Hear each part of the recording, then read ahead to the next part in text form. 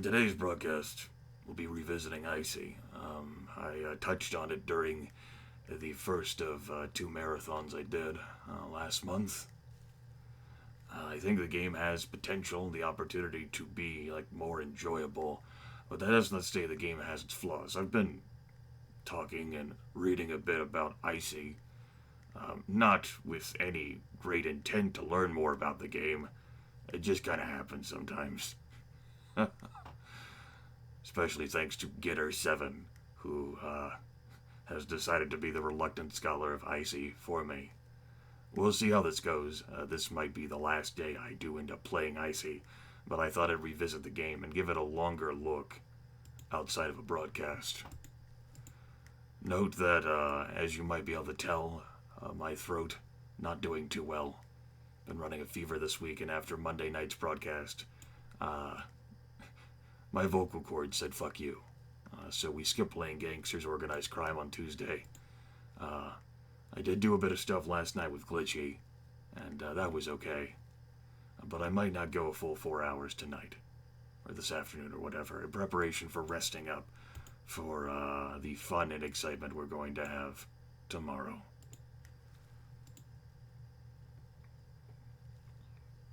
I suppose it's also worth noting that I haven't done much in the way of uploading to YouTube this week, beyond the local recordings that I pushed, in part because, well, I haven't been thinking about a whole lot. Maze Mouse, cruising to try out a timeout tonight.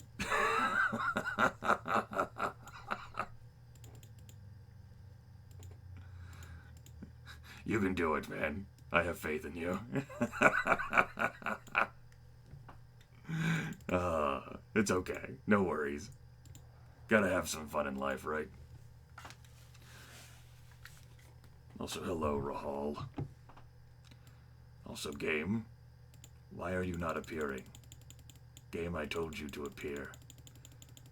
Game, are you gonna be one of those games? Are you gonna be difficult, Game? Okay, you weren't difficult. Tremendous. I'm so pleased. We'll go ahead and shrink this a little bit. Doesn't need to be that big. Also, no webcam today. I don't really fucking care. And my appearance looks like one of a sick individual right now. I don't think I am going to be animating a whole lot to make it worthwhile.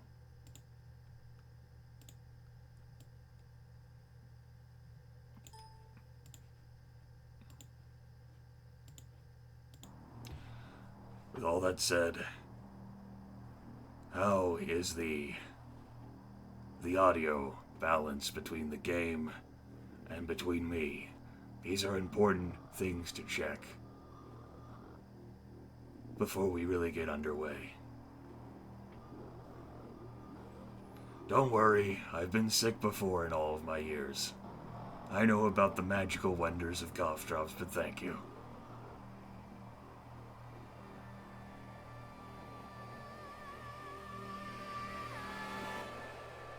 These fucking sound effects remind me of Fallout Tactics so badly.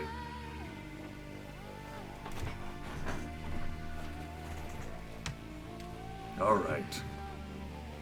We're going to journey to the White Wasteland, and I need to turn that down in my head because, please, stop moaning. Thank you. Which of these saves was the latest save? That'd be you.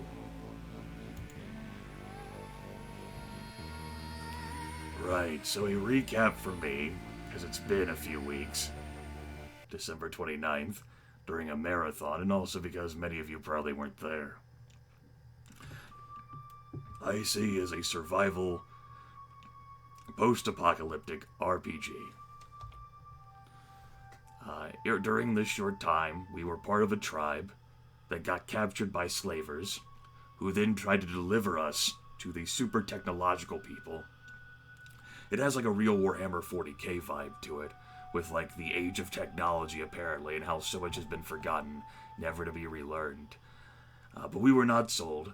Some of our friends were. The slavers were then attacked by horsemen who, instead of doing so much enslavement, just butcher people, so it's like King of Dragon Pass. we managed to escape from that. We have some friends with us. Jerome, Demetra are from our tribe. Carlos, April, and Eva were fellow enslaved individuals. Mobo over here was someone whom we befriended because, I don't know, some slavers or whatever killed his girl, and we helped him out of that, although we couldn't save his girl. She was already dead. And Fang here is someone we just allowed into the party so that we could continue along the main quest path. They have some skill levels, melee, ranged with firepower, and then ranged with arrow. So that's cool. Note that Eva, she's an adult, but she's not capable of much of anything, because of course she isn't. Our character, with his spooky vampire eyes, is a well-rounded character. It's how I built him to be. He's got average stats across the board in mind, speech, and strength. So that's good. I roughly rounded out the skill levels too, with a recent emphasis on speechcraft, because it does seem as if my character engages occasionally in talk-facey. Also note that I don't have much in the way of firearm skill, which is mostly used during fights. I think I'm going to rectify that right now. I'm going to take that up to 3. Apparently I'm at now 2 stars, and I'm going to take speechcraft up to 5. Yeah. So there we go. We've roughly evened out all the stats, intimidation being the weakest one, and I probably won't end up increasing that anymore. We have some supplies over here. That's medicine, that's food, that's fuel for our fires, and that's bullets. Bullets is the currency system in this world, like how caps are in the Fallout series, because of the vital utility of a bullet. They're like universal bullets. You can slot them in any gun. Neat. We have a diary. We've completed a few quests, and our next main one right now is going to the junkyard to find out more about the Wolf Pack, which is the trio of technologically advanced bandits. This is story difficulty. I had never played the game before, just wanted to take a look at it, so it's set to the default. Ta-da! Let's see, is there anything else I need to cover? Refocus. No, I already showed you the map. This is the hunt key. That talks a bit about the interface. I still don't like how this text appears. It's white text with like a black outline, but like with like a white background behind it, and like a bluish like papyrus or whatever. And you're able to talk to your party over here in the top left corner, if that is something that suits your fancy. Junkyard's down there. That's where we're going to be heading.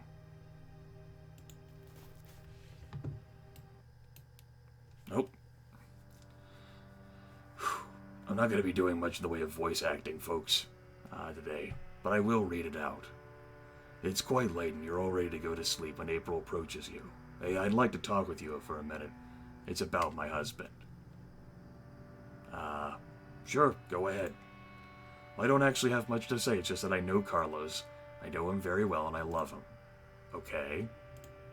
But I'm not a fool. I can see how he can be annoying, always trying to have the last word in any discussion. Give him a chance, I beg you. Try to see beyond his sarcasm and his stubbornness. He can really be a pleasant and sensible person.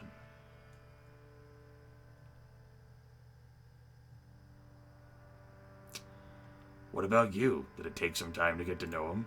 She giggles. Yeah, it took time, a lot of time. I actually found him boring and annoying, hello Variax, when we first met, but with time, I saw something inside him.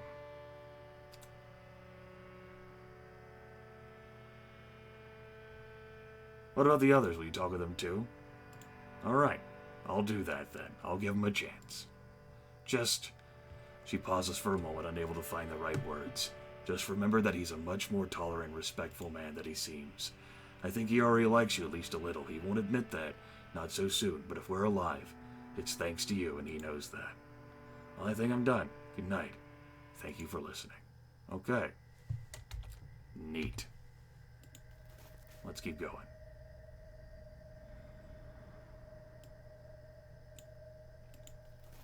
Off to the junkyard we go. You run into a group of bandits. Hit points 150, morale 25, weaken, attack, or leave. Oh. Wonder if we can successfully ambush. In a melee fight. Yeah, get wrecked, bandits. How you like me now?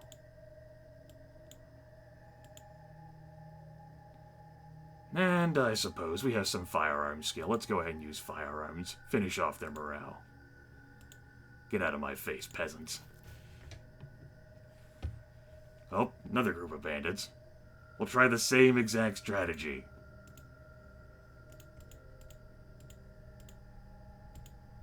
Ta-da! Used a few bullets, but I think that's okay.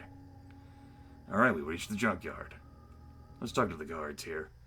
We approach the guards watching over the square. They don't seem too eager to talk with a stranger. Ah, greetings, stranger. What do you want? I'm looking for a relic hunter that is supposed to live nearby. The guy is not one of us. He just comes here once a month and does some business with Tracy, the trader over there. I have some questions. Alright, I don't care about meeting their leaders. I'll go. Let's go find the trader. You approach the trader in the junkyard square. She smiles gently when you come closer. Greetings, travelers. How may I help you? Questions? Searching for a relic hunter that is supposed to hang around the junkyard. Why would you want to find him?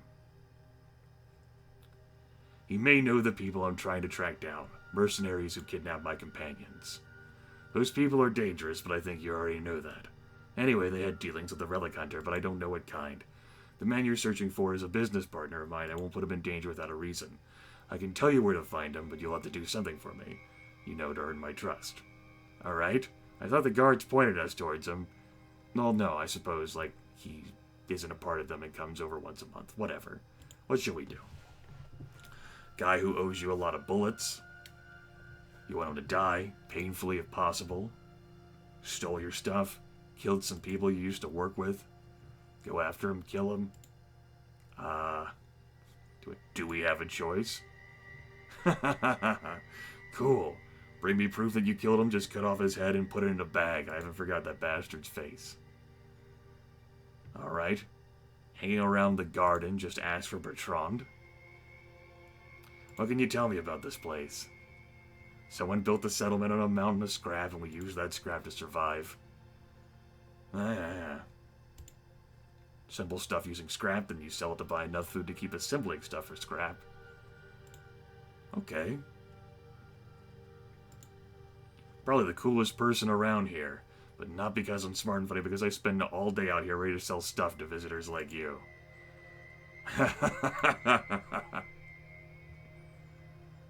Oh boy. Okay. You have things...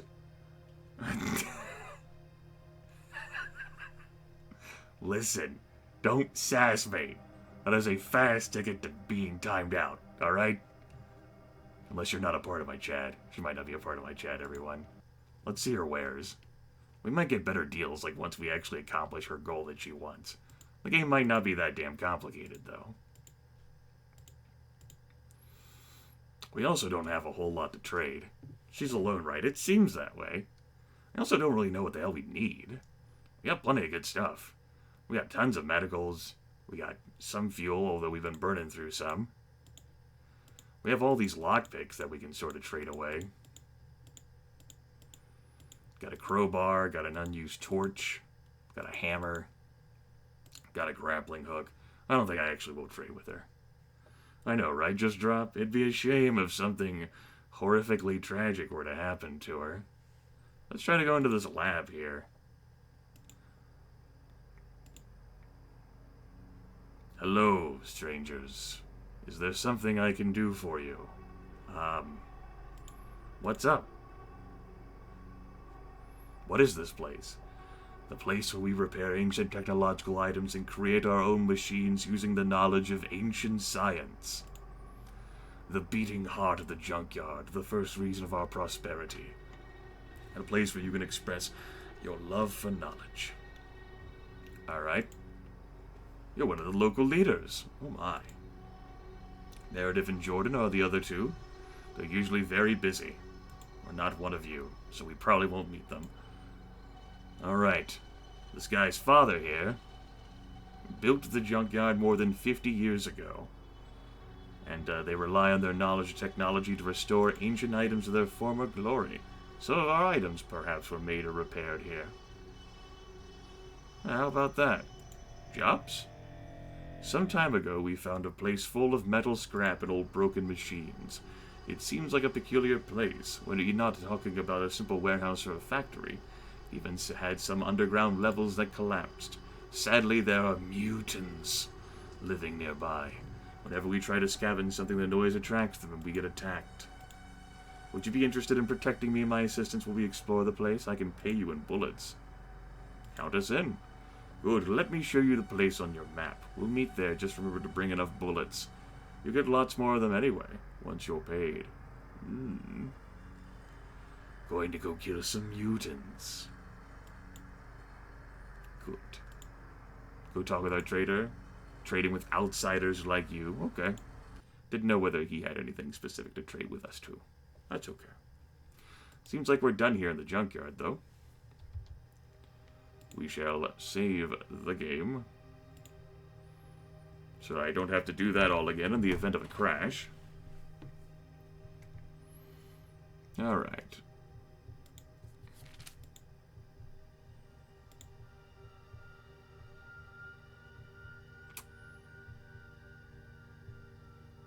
Presume we're going here. Yeah, okay. That's the quest we've highlighted, and it's here, possibly?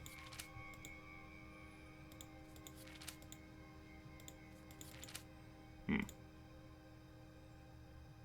know, this might be the optional thing since it's a golden color. That might it's less priority than red. But what the hell do I know, right? Let's go.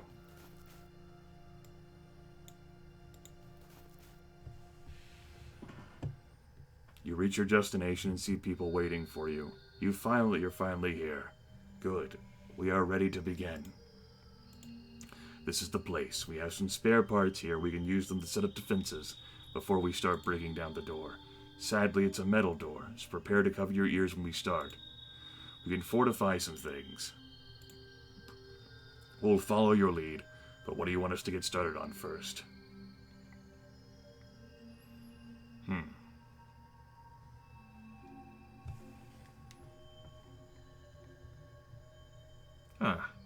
Okay. Let's build ourselves a watchtower. You start building the watchtower. It takes a long time. You finally manage to complete it. And now I want you to place some traps. To build some more defenses. What do you want done? Let's fortify the external walls and hopefully the watchtower can shoot over them. Alright. I guess we could have, like, clicked on these buttons and kept doing more of them. Okay. Alright, whatever.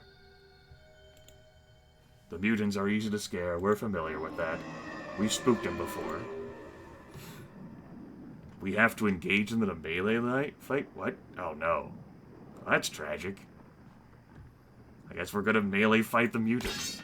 I was hoping we could shoot them, you know? I guess we could fall back.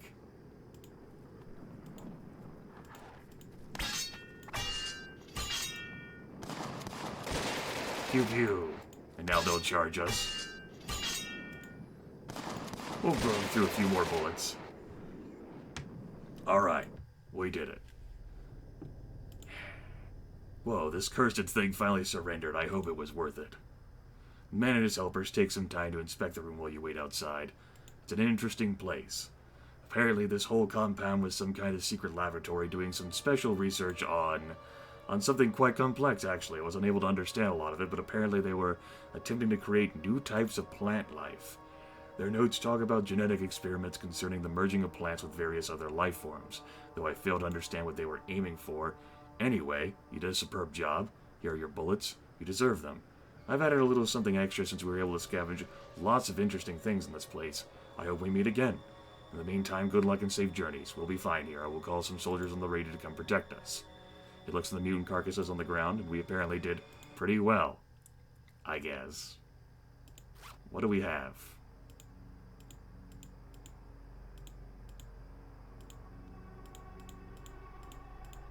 I can't really tell what might have changed, if anything. This all kind of looks like stuff we already had. We do have a lot more bullets, though. There is that.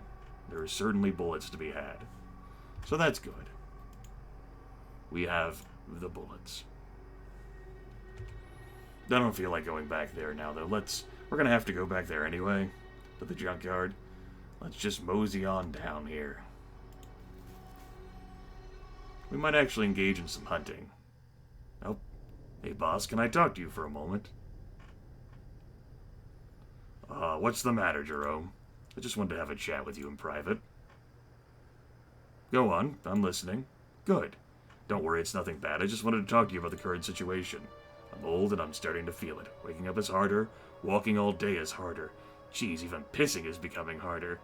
I don't know how much longer I'll be around, especially if we keep on running through the mantle chasing after dangerous people. I'm not going to interrupt him. I want you to be prepared for that day. The day you'll wake up and find me dead in my tent. I need you to be prepared. I'm not going to interrupt him. Anyway, I want to talk about our family and our task. We should discuss the whole situation. We have some nice people with us. Even that Fang guy, despite his silent attitude, seems to be a quite decent man. The problem is that they must keep it together. Do you remember the last time Carlos and Mobo thought? It will happen again. Decide how to handle such matters and do so as soon as possible. You can't always be friendly, and you can't always be a jerk. If you want to be a good leader, you need to know them and how to deal with them. The last thing we want is infighting.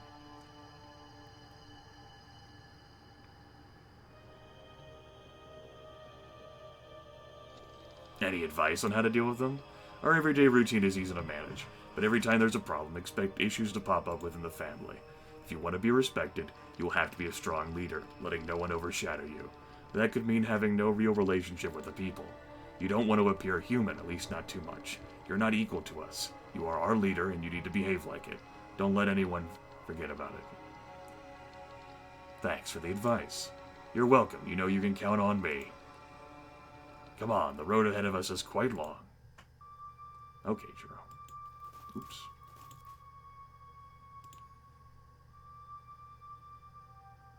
I don't actually think this is a place we can hunt. Probably need to do that in the forest, as we learned in the tutorial, I do believe.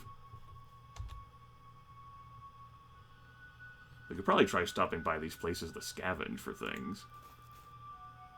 I'll try that.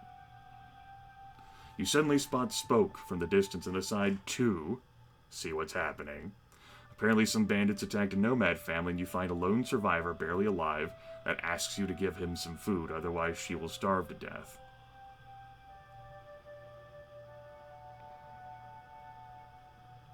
We'll do some.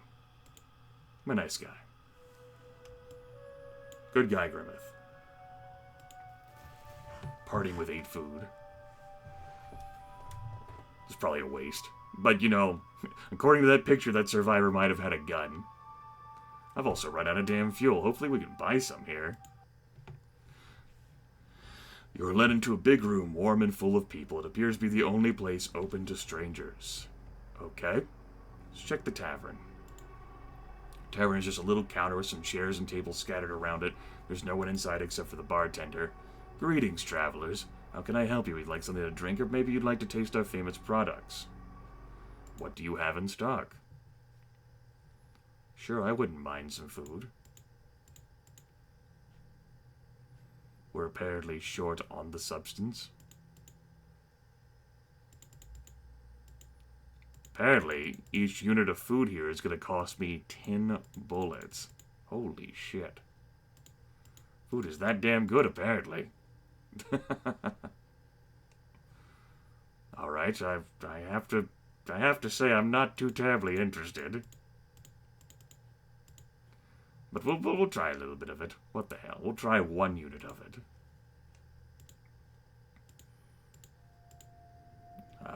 Tavern? Questions. Leader, Serena, damn bitch. The kind of bitch able to keep everyone together and at full efficiency. Alright. You're Anatoly. You take care of the tavern. Okay. Boring, but he has something to do. What's this about the garden here? You grow the food that you need. Makes sense. Let's leave.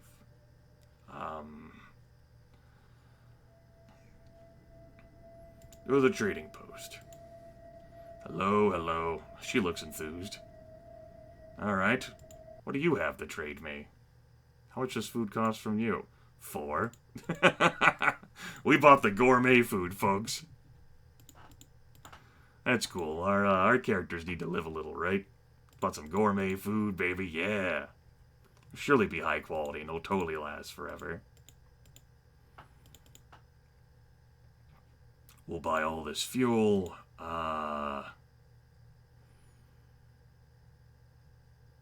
Otherwise our characters will freeze to death.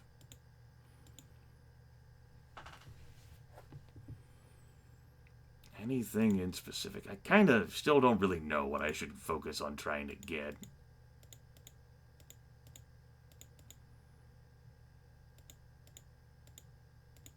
I also kind of feel broke.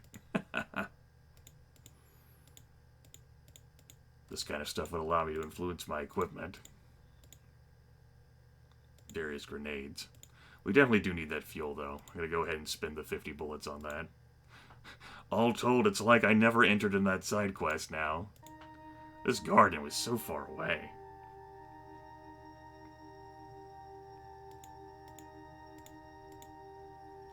Oops, I didn't mean to click that again, damn it. I meant to ask her some questions. Alright. The hunter in the booth. I'll go ahead and ask him the questions, then. Old man reading a worn book, sitting inside the small booth. How can I help you? I'm looking for a guy named Bertrand. He's not here, and you won't usually find him around here. He's one of us, a hunter, but lately he's only been interested in going out to hunt. Okay. You know where he may be approximately? In the woods south of here. Okay, that's cool. Tell me about the garden if you can. Only place in the world where people are still able to grow their own food. Alright. As a hunter, had a bad accident. People can draw from your experience. You can't have too much food, not in the white wasteland. Alright, thanks. Let's talk to these hunters.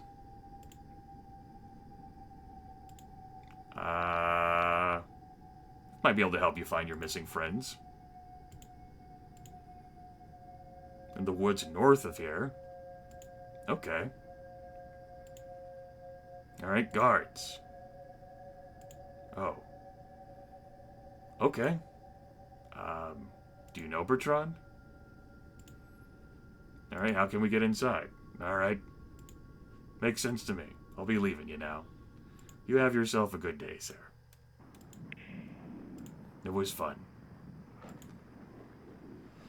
So, the woods north will be for that side mission, and the woods south are apparently where we can find Bertrand. We hope. To, hug him. Yes. Let's go north. Strange dreams again. In a bright room, feeling pain all over your chest. You're wounded, a man comes near and starts treating your wounds. Don't move, this is delicate work. How long will it take? Wound is pretty deep. There's a girl on the other side of the room. Don't worry, you'll be fine. Yeah, I'm done here, just rest for a few days, don't move too much. Okay. Good dream, everyone. Quietly, you edge close to what seems to be an inhabited cave. A man is sitting by a campfire, cooking something over the flames. The cave entrance has all sorts of junk scattered about. We'll get closer to have a better look. A human arm is getting cooked over the campfire. Look, human flesh is roasting over those flames. Oh my god, cannibals. Those monsters always come in groups. Maybe the cannibals took the hunters as prisoners, but their hearts may still beat. I'll take him down with an arrow. No one will hear us coming. Try not to miss.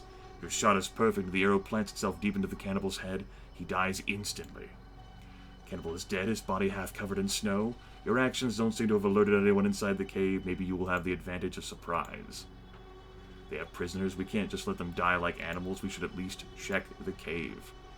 They aren't expecting us, so let's come up with the best course of action to kill the cannibal scum without stupid risks. Sweetheart, why do you want to kill them so badly? They can be dangerous and we shouldn't risk our lives. We're speaking of cannibals. Carlos, brr.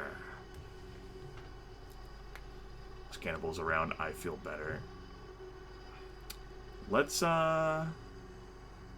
examine, the exterior.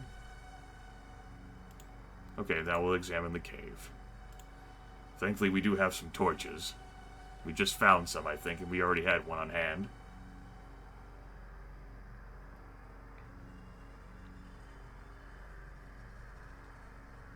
I am going to go in alone. Inspector, you're now in a poorly lit wide cave, literally trudging through trash. Thanks to a hole that is letting in a small beam of light, you are able to see at least 4 more cannibals. They seem clueless that you are coming for them. You go back to your companions. We'll go inside without any light. It won't be easy, but we should be able to take them by surprise. Fine, let's go get them. We will use... I don't want to use explosives inside the cave, because that might wreck the cave, and might kill whatever prisoners who are inside it, if they're still alive. But I'm certainly not going to reason with them. You don't reason with them. Oh no. We attack them. I am Carlos, and I approve of this.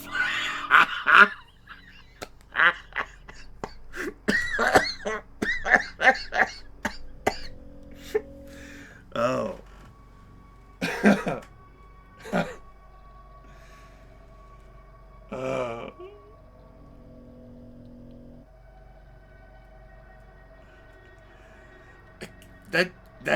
That takes me out of the moment. I am Carlos, and I approve of this plan. You've never seen Carlos so ruthless and full of rage. I can't read or interpret this line while also imagining him as so ruthless and full of rage. Like, that's a little jarring, actually. It's like the writer here is going for the ha-ha, but it's definitely not a ha-ha.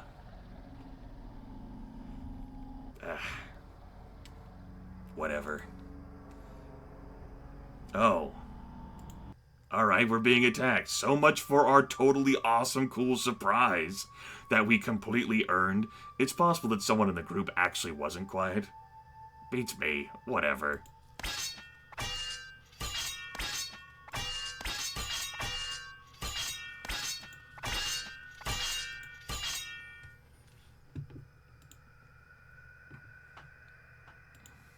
Let me help you, poor soul. Oh my god, oh my... The artwork in this game, folks. These faces. You saved me. Thank you. Thank you so much. I owe you my life. Hunter from the Wind Tower. Are you okay? Thank you again, strangers. Come find me. I'll have a nice reward waiting for you. Let's explore the cave. Some useful items. Neat. So, what all did we get? We, of course, have our unused torches. I think we might have a few more lockpicks. We might have found some things around here.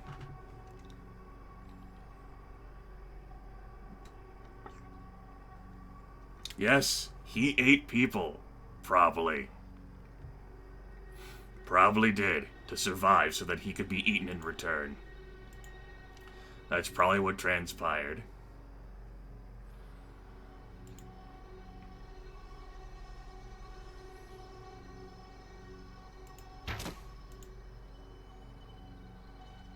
How dare you?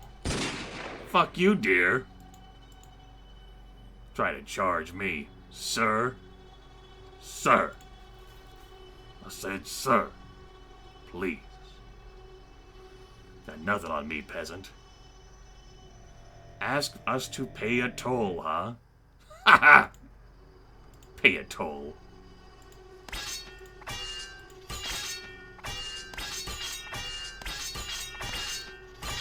You killed every enemy and the fight's over. Our group's definitely taking some damage here. Especially Eva. I'm gonna go ahead and use one of my medical supplies to cure her. She's our weakest combatant, so it makes sense that she would end up taking a lot of damage. We'll use some medicals to patch up people, because I'm a nice guy like that, I guess. We just went through half of our medicals. We've been in quite a bit of fighting, though. Alright, we'll approach the hunters. Nicely done, stranger. Thank you for saving me from those savages. I owe you my life. Please accept this little gift. May God protect you during your journey. Seriously, this guy's face. At least one of our friends is alive and safe. Take these bullets as our thanks. It's the least we can do for you after everything you've done for me. Let's hope that those man-eaters will stay away from our lands. Be careful next time. We will hunt in bigger groups. Farewell, strangers. We wish you the best of luck. Hooray, luck.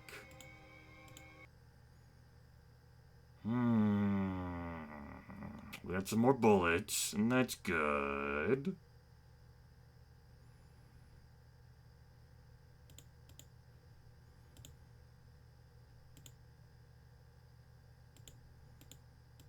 A nice revolver would be pretty cool, but I think I'm just going to pick up some more fuel so I can, I'm sure I can make the travel back to, well, I have to go get Bertrand first, right. Let's not get ahead of ourselves. Also, animal fur, warm and valuable. I like the idea of it being valuable. Yeah, let's go ahead and trade some of the fur that we've got for exchange for more fuel. And we'll leave. Let's go ahead and save yonder game. Not that I exactly plan on reloading should some tragedy happen. I haven't exactly spent a lot of time talking to my companions either. I guess I'm just kind of interested in seeing the game move. Also, let me move this. I'll have to block the main menu button so you folks can see the day and time.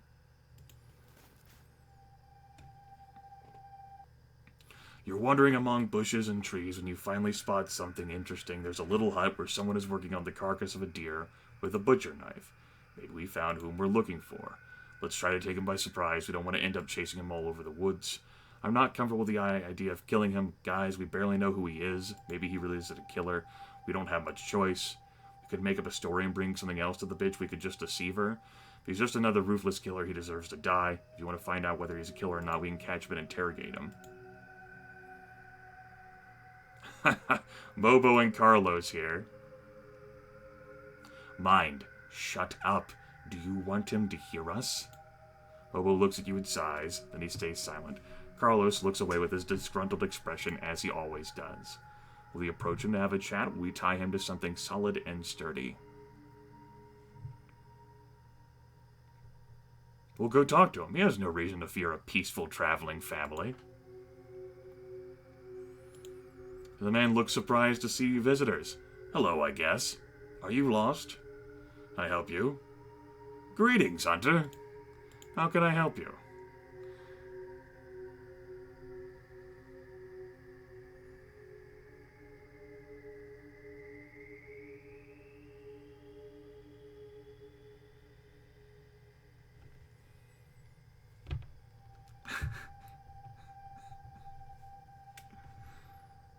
We're looking for Bertrand. Are you Bertrand? We're looking for Bertrand. Are you Bertrand? We're looking for Bertrand. And you found him. Why would you be searching for me? You may have a problem concerning your personal safety. Did the bitch send you? Oh, of course she did. What did she tell you about me, She said that you were the killer that took the life of her friends. It's a lie. It's nothing but a lie. She only wants to kill me because we had a fight when we were on a task together. You have to believe me.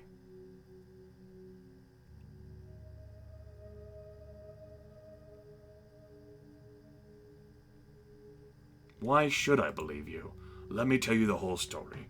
We were just outside this one place full of rabid mutants. She wanted to get inside because we were at an ancient military base, and she desperately wanted to grab everything she could. I didn't want to go inside. She got mad at me just because I'd rather live without a new gun than become mutant chow. She was so stubborn that she decided to go inside with 2 of our people. She was the only one to get out alive despite getting a nasty leg wound, and yet she still has the gall to blame me for what happened. I'm no killer. Please, you have to believe me. Just tell me what she offered you to kill me and I'll double that offer. We have no choice. We're searching for a relic hunter somewhere near the junkyard and she's going to lead us to him. Wait! I know the guy. I know where you can find him. I had deals with him when I used to be a scavenger. No one knows his name. He calls himself the Keeper, and so we did too. You don't need to kill me. I will join your group and lead you to the place personally. Okay, so no skills or attributes that we have, unless they're not high enough, can tell us whether this guy is telling the truth or lying.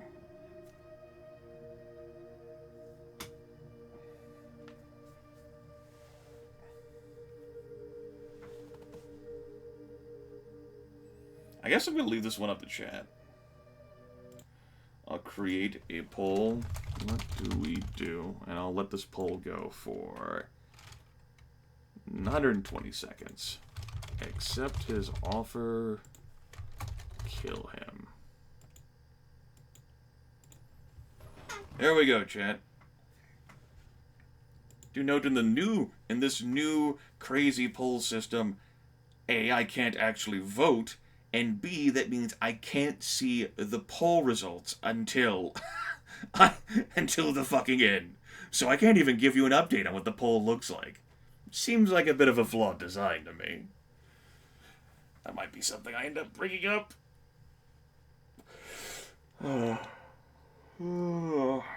Because this new poll system is slightly less cruddy than the old poll system, but I can't even keep track of what the results are like.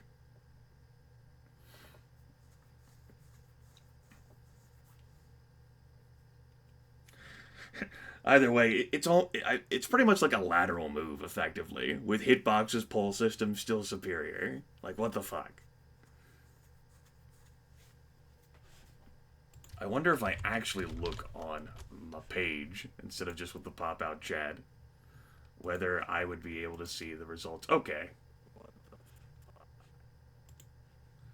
So... Alright, so pop-out chat doesn't allow me to see the results, but if I go to my actual page, I can take a look at the results. What the shit? Anyway, it looks like 73% of the viewers have chosen to accept the offer. There's like another half-minute left here in the poll. Ugh. Also, looking at the channel page, it's pretty easy to see how long of a delay there is. My goodness. Damn server adjustments happening.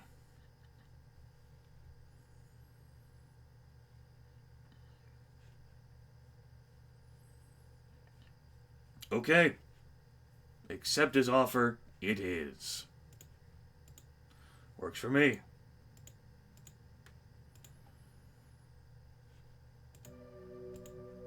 Oh, thank you. You won't regret that. I'll get you to him and prove that I am a more than capable companion to have around. Hold your horses. We don't even know if we can trust you, so it's better not to think about living together happily ever after. We'll be watching you, so avoid stirring up any bullshit. I will lead you all to the Keeper. You know, he might be leading us to a trap, everyone.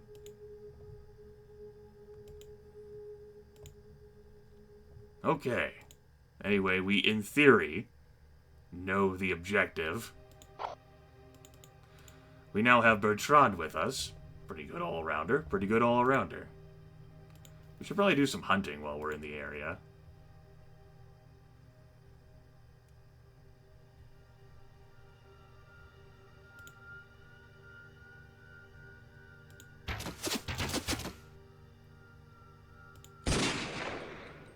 No.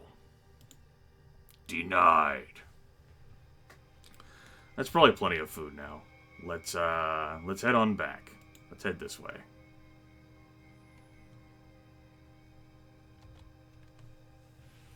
Can't we chop off 1/4 of his head? We can still kill him later. That's right. We always have that option to kill later. It's a bit inefficient and slow to be trudging across the place like this. Glorious leader, how's your day going? Not too shabby. Good to hear that. I say that about my day as well. You didn't come here for small talk, Demetra. What's up? I just wanted to know how you were holding up, being the leader and having all those new people in our family. I can only imagine how hard it must be to have such responsibility on your shoulders. Your backpack must be quite heavier than ours when we walk on the mantle.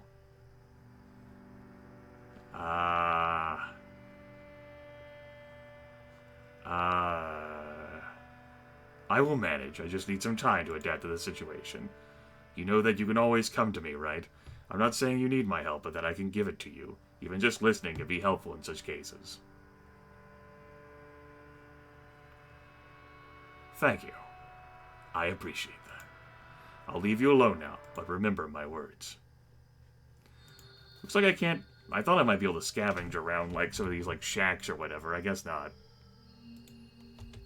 Oh well. We actually probably need to stop off in the junkyard and grab some fuel. Because we're burning through quite a bit of that. What?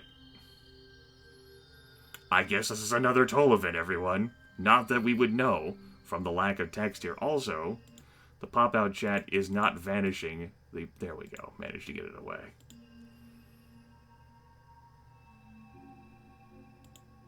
I have to fight.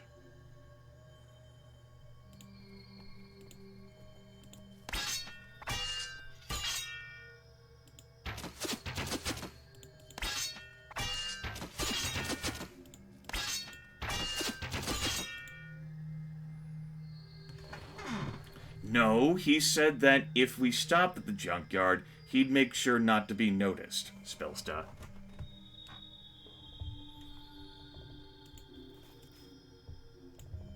So he wouldn't be killed. We have a lot of people in our group. We're burning through food fast.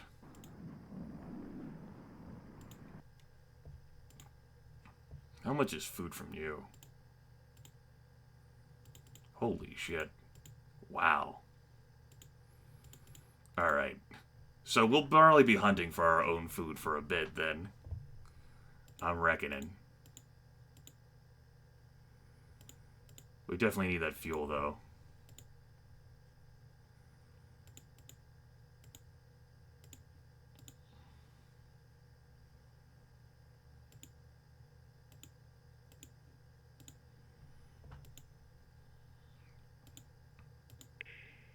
Yeah, I haven't spent a whole lot of time actually hunting for food and supplies. So, I suppose I'm gonna have to rectify that one here. We're gonna have to spend some time hunting, because we have a lot of people to feed in the group. Anyway, we're having another dream. Some light, and you keep moving the flashlight away. How's it going? Can you finish before dinner? We're almost done. Power leak will be fixed for light to shine upon us. So our character has a forgotten past, effectively. The tribe that we were in at game start, we kind of came to and just sort of wandered into it. The vision starts blurring. Will we ever find an explanation for these dreams? Who can say? A bear? Fuck you, bear. We didn't get a whole lot of meat from the bear. Tragic. We also can't hunt around here again.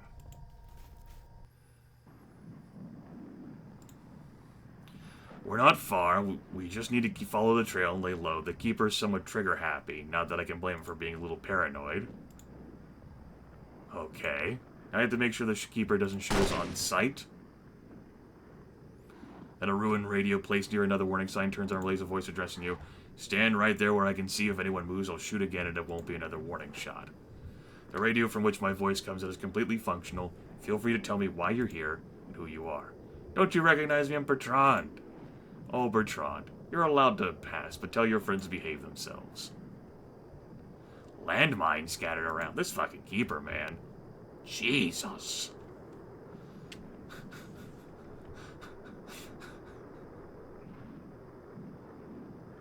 Come on, don't be scared. I deactivated the minefield. So why are you here?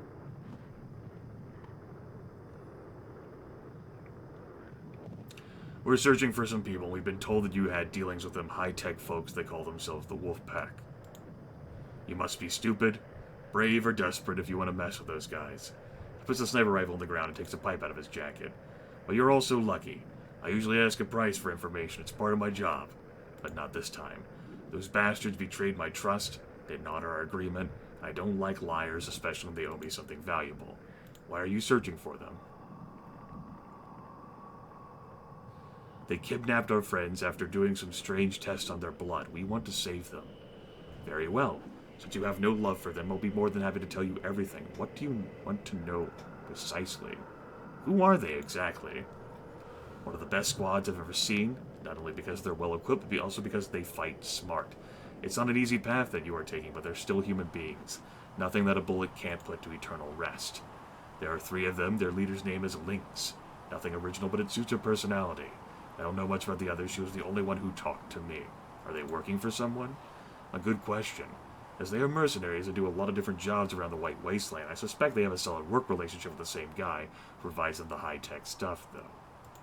Well, just drop, Dark Age or technology surely invented ways to stop minefields using some sort of crazy frequency. Okay, how do they get their stuff, then? So their gear's more unique than rare. A lot of access. How can I find them? That won't be easy, but not necessarily impossible. They're feared and dangerous. They probably don't expect anyone to be chasing them. I'm afraid that I can't do much to help you track them down, but of one thing I am sure, they are active only around the Veil, so you won't need to chase them across the whole world. And there are other people interested in finding them, who witnessed the kidnapping of their fellow mates, too. We should head to the Ammo Nation and search for Tanya. Okay. Thank you for the information. I'm sorry if you expected more, but I suppose that a small clue is better than nothing, and to be honest, you're lucky that I told you everything for free. Good luck, stranger. Goodbye, Keeper. See, what did I tell you? I brought you here and have a new telephone. Old Bertrand did his job and didn't try anything stupid. I mean, I'm totally fucking trustworthy. I suppose you still want to join us? Yeah. Yeah. Yeah. That sounds like a great idea to me. Yeah. Kind of lonely, man. Let me discuss this with the others. Yeah.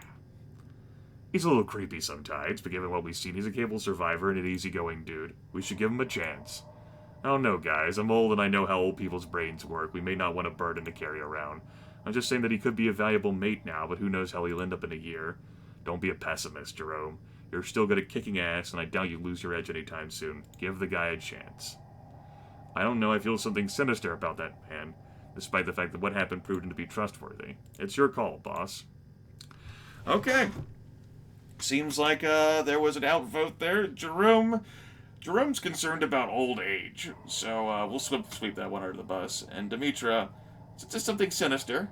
But everyone else, Carlos and Mobo there. I mean, Carlos and Mobo are even agreeing on this. With that in mind, I'm willing to give the old man a chance here. Worst case, we'll just have to cut his head off. And go collect that reward. I'd like to talk about what the Keeper said. I don't like this whole story. I understand why we're tracking those mercs down, but I fail to understand how you can't see that it's an impossible task. Look at us. We're just a bunch of survivors struggling each day to get some food to eat around a campfire. We aren't fighters. We fight to live another day, not the contrary. I honestly don't care about the risks. I joined you when I had nothing to live for. I can't bring back the ones I lost, but I can try to bring back the ones my friends lost. But we're alive. A suicide mission won't solve anything. Why should we kill ourselves just like that?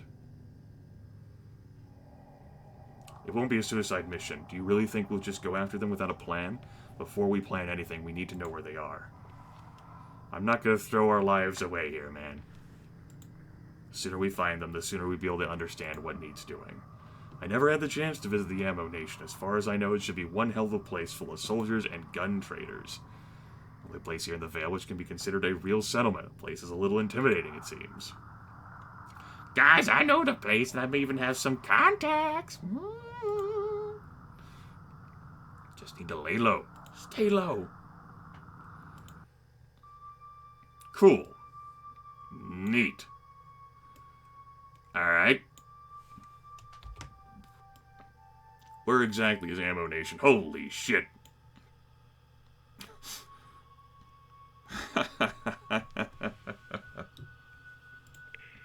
Well, that is certainly a distance away. No refuting that. Okay, I don't know whether it'd be quicker for me to walk back to the damn road and then use that. It seemed like I was traveling quicker along the road. But I also want to take the opportunity to, like, hunt in some places, since we do have a group we need to feed now. How about we head for the road, though? Probably the closest angle we can get to it. Oh, that food issue. That is definitely an issue. We better succeed on hunting here.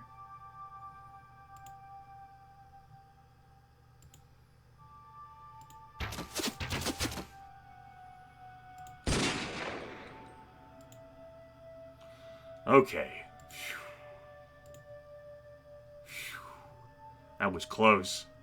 Bell ran out of damn food. Group of peaceful travelers, huh?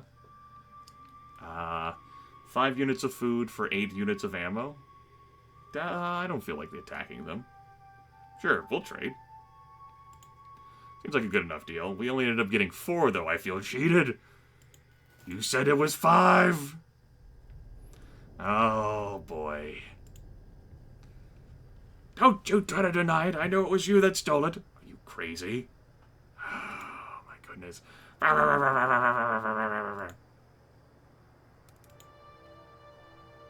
Last chance you have to stop them. Step in between them before they start to fight.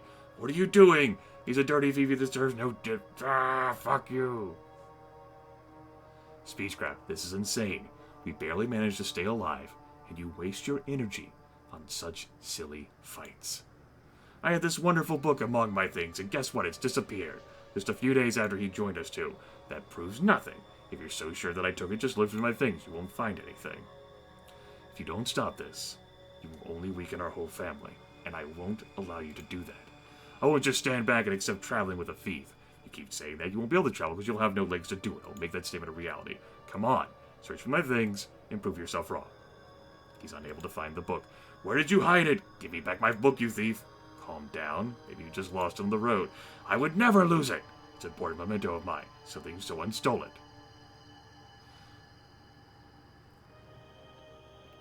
You have to stop this right now, otherwise the whole family will pay for your foolish quarrel. This isn't over, big man. I'll find our book and you will pay for this. Nice. No one is listening to me, and no one's willing to help me solve this crime. Just wonderful. They both seem quite sad, like that book was of great value to them. Come on, sweetheart, let's pack up. People are killing me with your peasant troubles. Sad. Yeah, we really mow through food quickly now. Ooh, boy.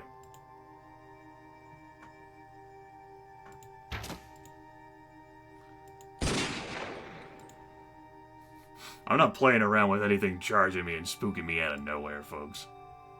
I have this firearm skill, and damn it, I'm going to use it also. Look at this. Our well-rounded nature is continuing to serve us well, I think. We're going to upgrade Speechcraft, and then we're going to look at some of the 3s we have here. Like melee and medicine. We're going to continue to be a well-rounded character. I think that's a good idea. Alright, 27 food might be good enough to carry us. Maybe I'll just stick off the road and try to stick to, like, the damn forest and see if I can hunt anymore. Bear? Bad bear. Didn't get a whole lot from it that time. That's okay. Gonna stay away from this. Don't feel like walking around on that.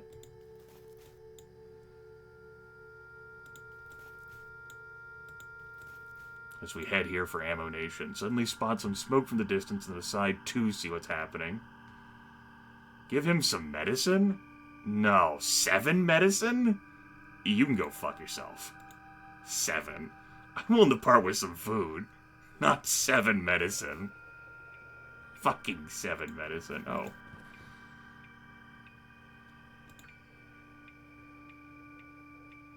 Use a grappling hook to climb upstairs. There we go. I've probably been creeping next to all these places I could scavenge from, and I was paying attention to this button rather than this button. I thought this was like another inventory button for whatever reason, even though this is the inventory button. I probably could have scavenged from a lot more places and been in a much better condition, if only I had paid attention to the correct button. No. No. 3 medicine is certainly a better deal than 7 medicine. That doesn't mean I'm doing it.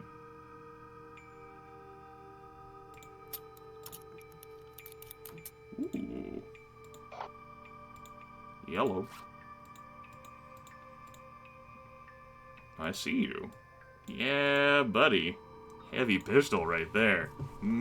Good. I like it.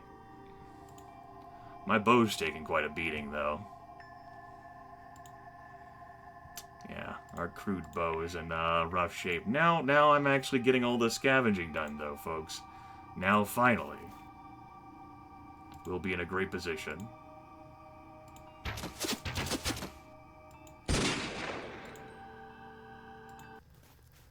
Nine, you're sitting around the campfire when you see Eva. Can I bother you for a moment? How can I help you? Want to draw a portrait of you. Okay. Sure, it'll be fun. I hope so. I'll have to sit still, though. She's done after a few minutes and shows you the portrait. Here it is. Do you like it? I think I did a good job. It's quite ugly, as the whole drawing just looks like some random scribbles.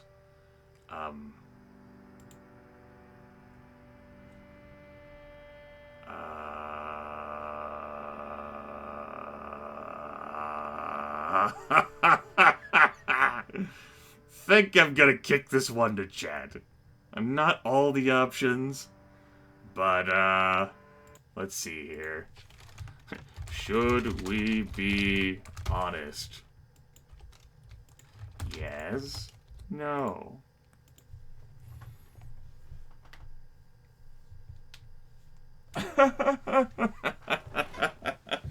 You know, maybe this is a test. This might be a relationship test from Eva here.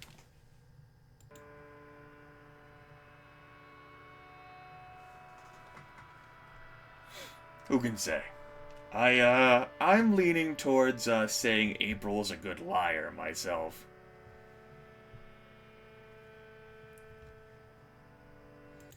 Oh boy, let me take a look at this. Yeah, I'm gonna have to say something about this whole pop-out chat thing. This is tragic. My inability to access the vote poll here. Yeah, I can close it out. That doesn't really help me at all see the damn results. Thanks, Obama.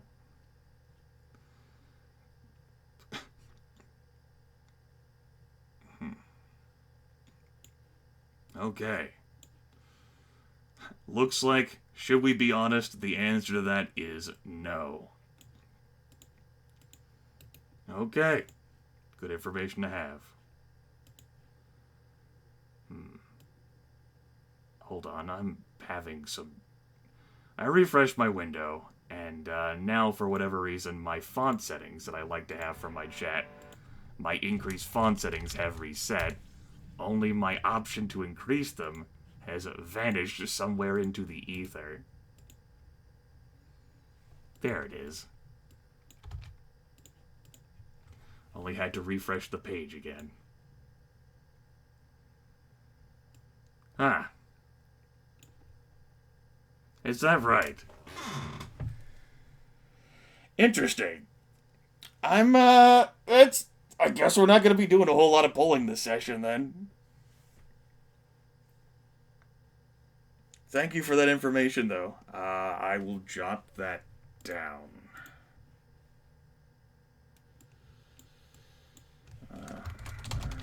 Make a note of that in my notepad to flesh out later. Beam pull unfunctional. And the time for this was like 3:08 p.m. EST, and we're about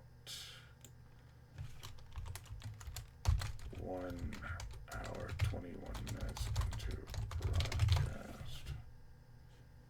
Alright, that's in case someone wants to visit the VOD, or I might do so later. Okay. Well, since we can't trust the poll of results, I will end up answering then. She starts laughing and seems unable to stop. You should have seen April's face when I drew her. She's too kind. She's just said it was beautiful and that I'm talented. To be honest, I'm not very happy that she believes I'm dumb enough to think that such drawings are good. But at least she tries to be nice. Nice to finally see you happy. Oh yes, you need someone to cheer people up around here. Most of you are just so gloomy.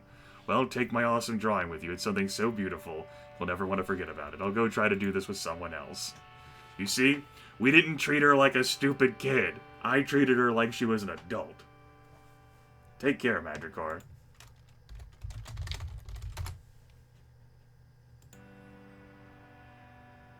Possibly is 2.0 related.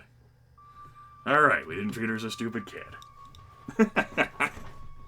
But like a stupid grown-up. Oh, shit. Good times. Good times.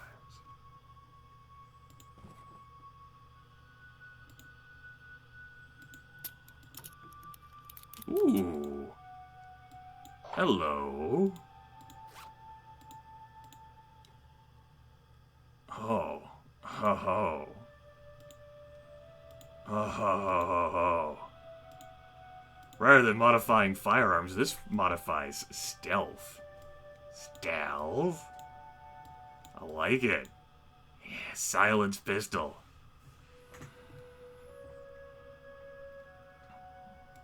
We can make use out of that, I feel. I'm liking it. I'm liking all these trinkets and prizes and shit. This is why we've been having such trouble now. Now we will succeed. Ammo Nation.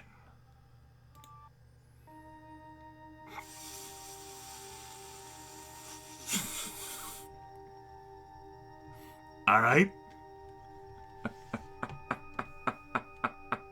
It's not quite what I was expecting.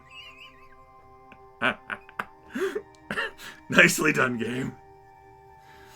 You walk past the guards and take some stairs that lead even deeper underground. The sound of music becomes louder while you are descending. It'd be cool if they had like a different music track for this, though. You enter the dungeon, a male-dedicated tavern where half-naked women dance to the rhythm of weird music you have never heard before. Barkeep. Hello, travelers. How can I help you? Some questions? Would I like something to drink while we talk? Yeah, I sure would. Here's some good alcohol to wet your throat. We're searching for a nomad woman named Tanya. She's the leader of a family that should be around here somewhere. Needed some information from me, and she accepted to do a little task in exchange. You search for her, then we may reach an agreement. I'll tell you where she is, but I need you to make sure the task of getting her will be finished. You go there, see what happened, and find the one you're looking for. Do we have a deal? You know? Fine, I'll do it.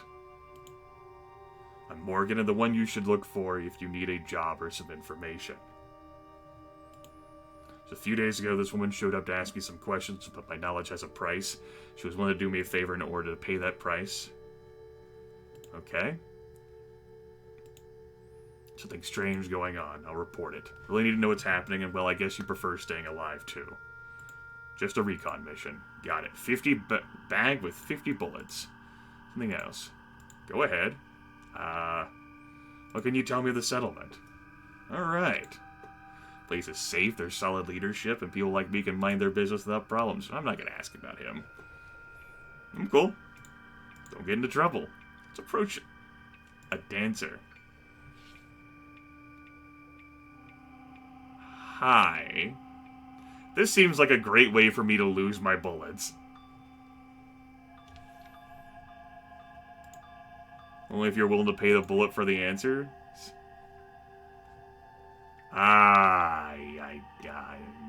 No more questions. No, we're good. No, we're good. We're good. No. No.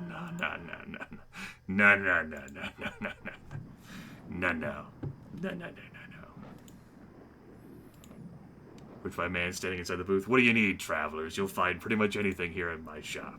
We're here to trade.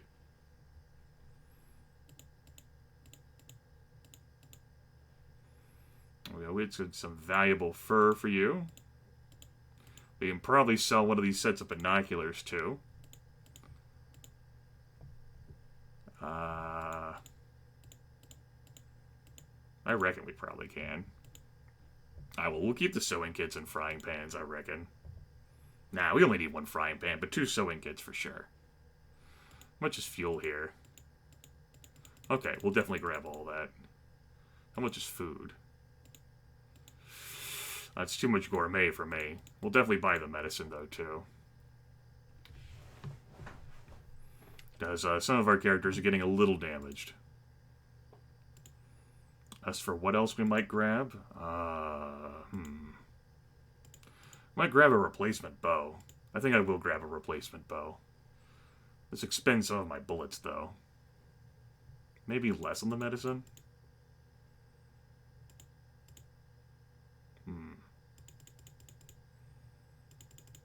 I probably don't need to buy any medicine. That's a fairly even trade across the board. Give myself a better bow.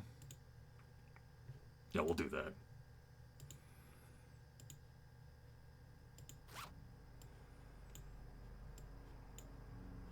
Oops. Sorry. Let me try to do that in the correct area. There we go. Better bow. Medicine is cheaper than food. What kind of crazy world is this we live in? I'll sell my old pistol, I think.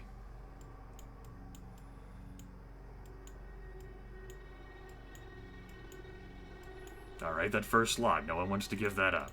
Got it.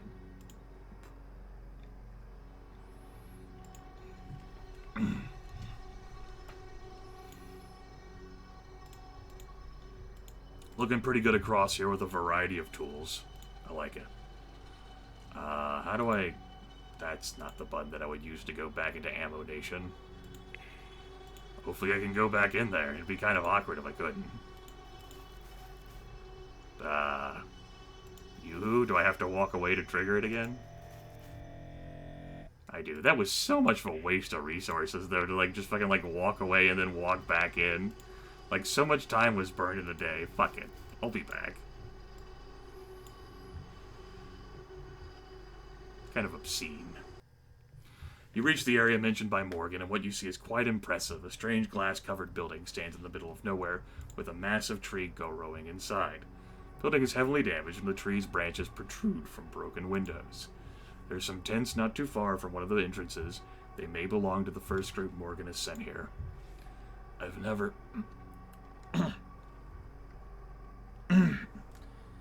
Sorry, folks. Let me mute.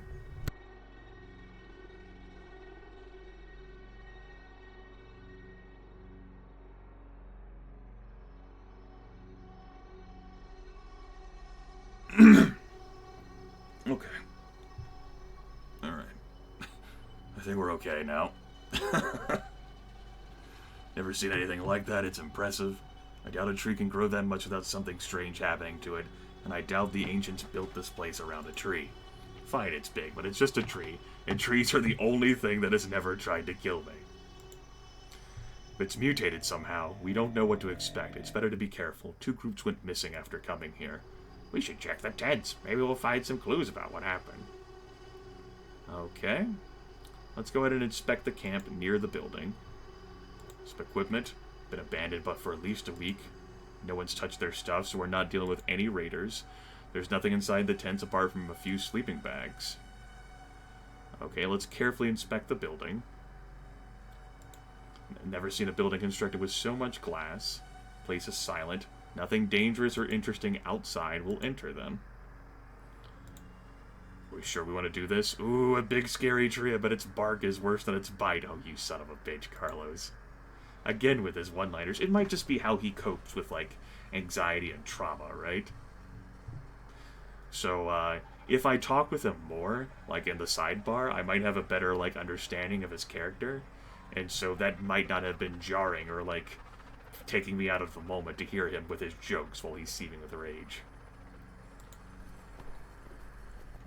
Okay. Save a tree. Recycle. I do like the art style of this game. I've noted this before. I know, good old Jerome there, one eye. Needed to cut through a part of the tree to get further inside the building. This is kind of reminding me of, like, Warframe here.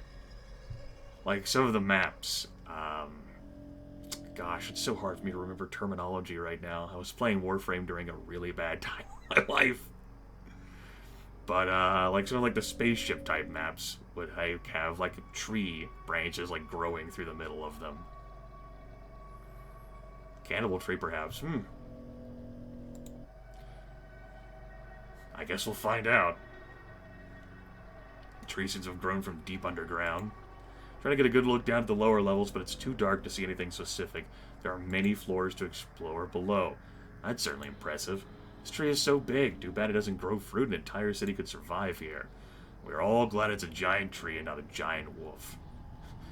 Any takers on, like, Carlos being grabbed by, like, a fucking tree branch or whatever and being strangled to death?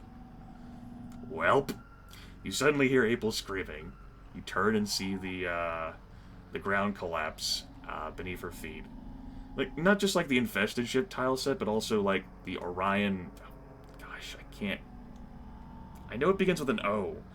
Like, they're ship tile sets. Overlord Darkwolf.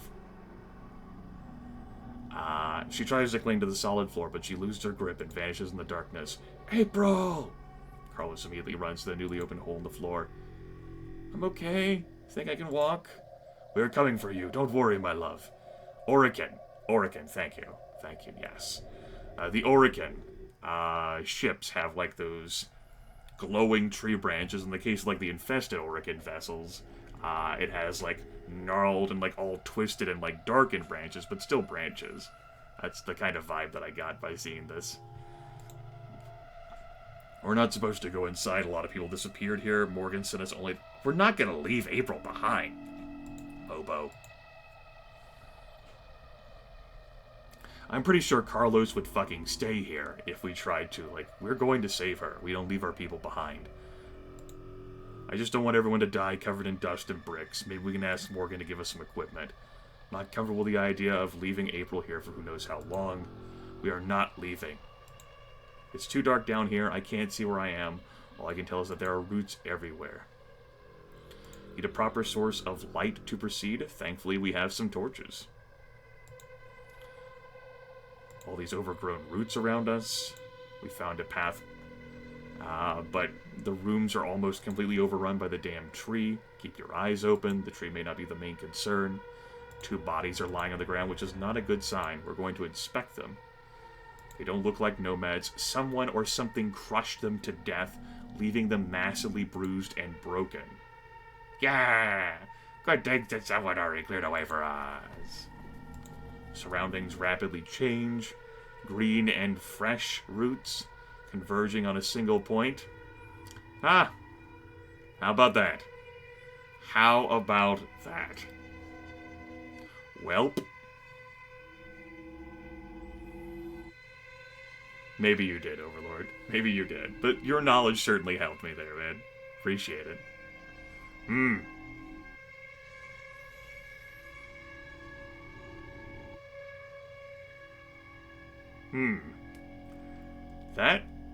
That art... That looks pretty fucking creepy.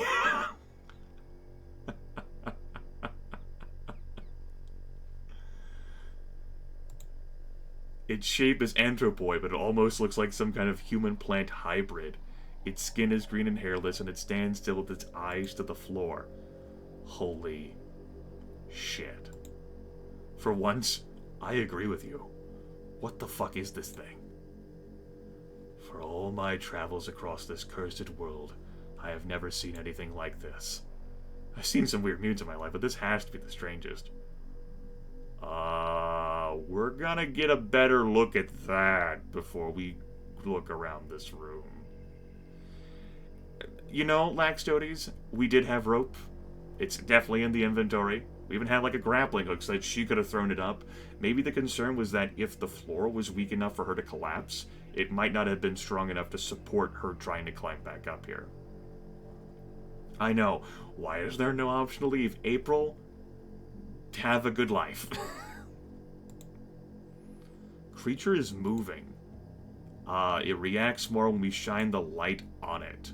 Okay.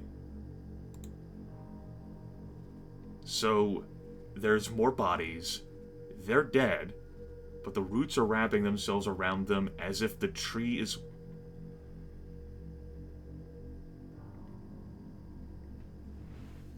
Huh. Alright. Can we shoot it? Nope. No option to shoot or use explosives. I guess we're proceeding.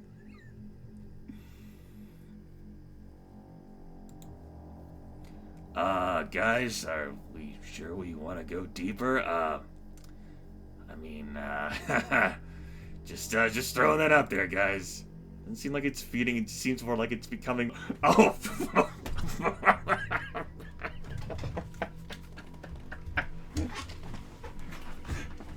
Hey, guys. Hey, everyone. Just throwing this one out here. Doesn't seem like the tree is eating these people. It's just becoming one with them. It's okay.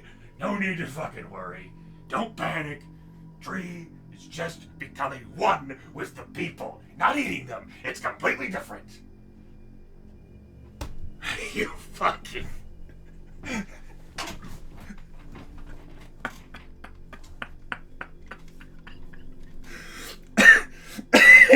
You fucking kidding me? I'm about to become one with a pizza. I can't... I'm gonna fucking tweet this out. I can't fucking... I need to save this image for later. This needs to... I need to tell people this.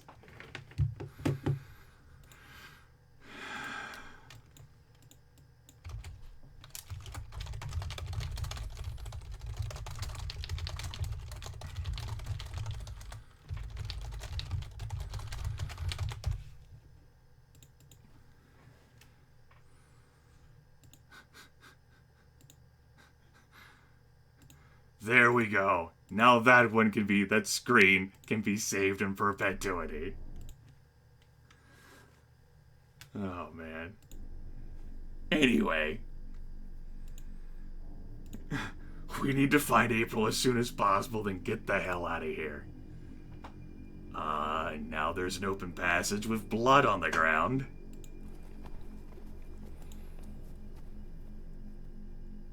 Oh boy. Well, that might be Tanya. I hope we don't find April getting smashed or getting merged with and fused with the tree. That'd be kind of problematic, huh? I'm gonna use my own fucking emote here. What? Also a great way for you folks to see how much longer the delay is today. Oh, also, Marvin, how do you think your broadcast went overall? You know, I do, as you were like continuing to port over your audience to challenge the mighty power of Monster Cat. I saw a staff member or two peeking in there like Wes, but naturally, you know, if German's not a language of their understanding, or EU4, they might not watch for very long. Anyway, you get closer and illuminate the area, you see a woman, gone from hunger and thirst. It is hard to get a good look at her through the roots. Hey, can you help us? We're trapped inside this monstrosity. We've been sent by Morgan. Really? You need to get us out of here. Morgan's operation is a total failure. Yeah, Marvin, just a circumstance of bad timing. I have some friends who've been trying out Beam this week, and it's just awkward timing. Hell, whenever I fucking made the transition last month. Bad timing. Beam 2.0.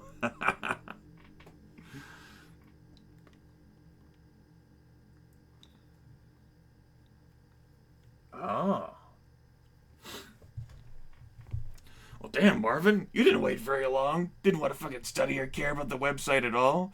You're just like, fuck it. Let me just send in the application. Bam!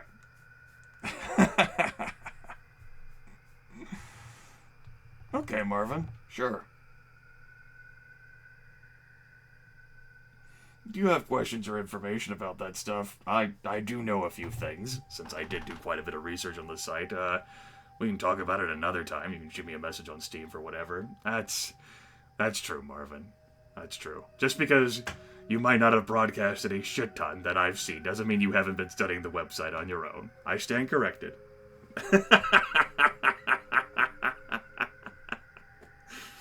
Oh. You know, it was probably for the best. Probably for the best that it wasn't me who brought Beam to your attention.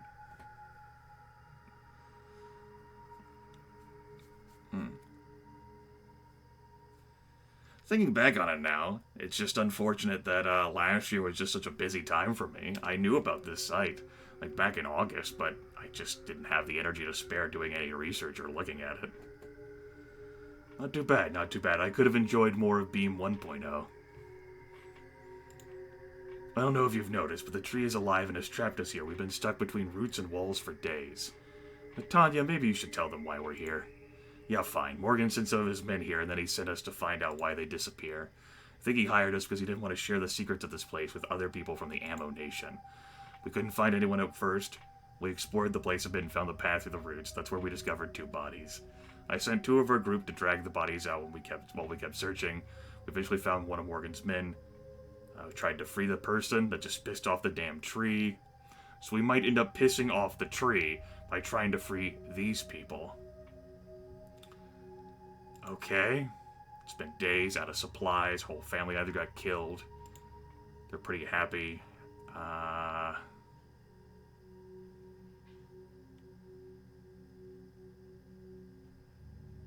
One of her group threw through the floor on the upper level. She should be around here somewhere. You see? I told you I heard voices coming from the other side of the tree. Fine. TJ heard someone, but she must be on the opposite side of the tree because the sound was very muffled. Okay.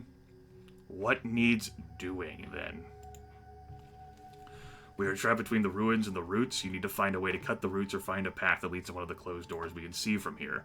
The doors are big, red, and metal. We need to talk about the wolf pack. Okay. We'll find a way to get you out. This bastard has killed more people than you can imagine. Good luck, mates, and thank you for your help. April, where are you?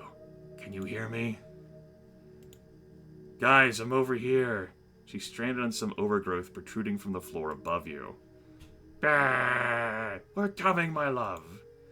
This is not going to be easy. Look at our surroundings. This place is a death trap.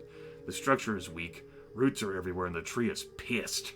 Judging by the look of those people getting absorbed into it. Caution must lead our feet. We don't want to provoke any hostile reaction.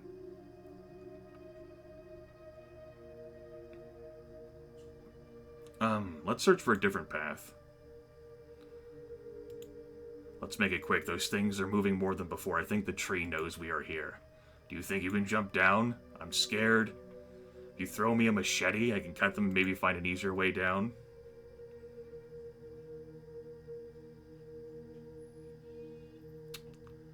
Cut the roots.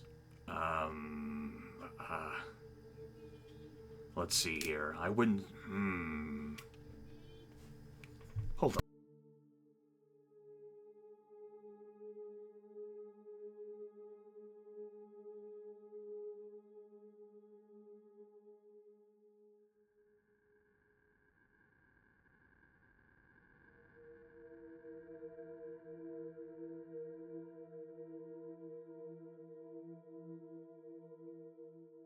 I would say it's not that easy.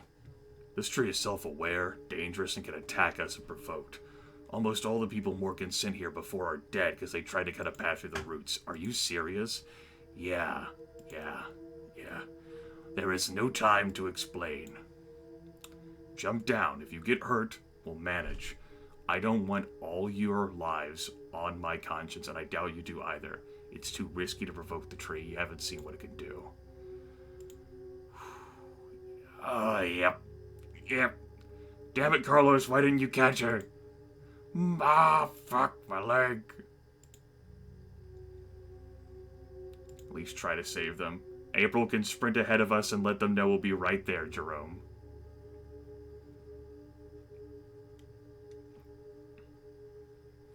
We should at least try. If things get hot, we'll run away, but we need to make an honest attempt. Alright, Carlos. It looks like it's about to get hairy. I'm grabbing April and taking our happy asses to the exit. The tree is awakening. Suddenly the ground begins to rumble and there is movement all around you. It seems that the tree finally woke up. Its roots are shaking the entire building. Well, why the fuck did I have her damn jump then? If this was gonna happen anyway? Would it have just woken up sooner or tried to grab her? Maybe, and she just would have been in an awful position. What the shit? The group starts running, trying to go back the same way. Carlos struggles to help April walk while the plants come to life around their feet. The surroundings are changing right before your eyes. That's not good. This way. Previously hidden by the roots, another corridor. Let's go. All at once, Tanya and TJ appear from around the corner. What happened? Weren't you trapped? When the roots started to move, we were able to find a way out. Stop moving your lips and start moving your feet. I don't want to die. Wait, seems to be clear enough. Let's go there. We find some stairs. We go up. April's been trapped by the roots. What the fuck, Carlos? I thought you were carrying her. What? Carlos? How did this happen? Were you not carrying her? Carlos! Carlos! God damn it, Carlos! Oh, son of a bitch.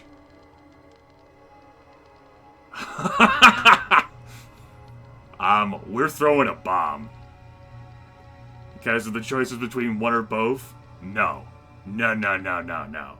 We're purging this damn heresy. What the hell? The grenade lands behind your trapped companions, and the burst of fire engulfs all the roots caught in the blast. As they recoil, it allows April and Carlos to escape from their deadly grip. It's a good thing we had one of those folks. The group is able to make it up a few floors before being stopped by a massive hole that occupies the space where the stairs used to be. Okay, we try to find a way around. Thankfully, the upper floors seem to be safer since there's less vegetation trying to kill you here. Woohoo! We found a set of stairs. The same one that we used. Now more roots are like fur.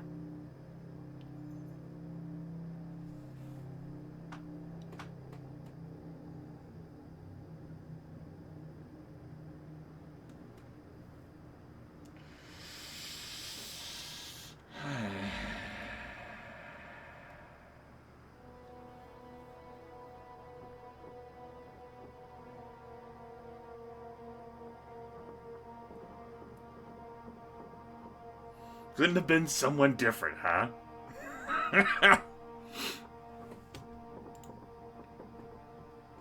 April falls without Carlos to support her leg and starts screaming, "Help him! Please help him!" But it is too late. They were too far behind. While you run towards Carlos, you witness the roots crush his body into a bloody pulp.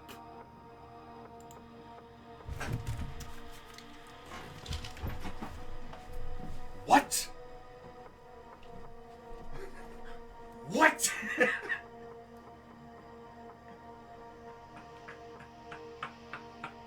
What? What? Give me a moment, folks. I need to fucking process this. I need to think this one through.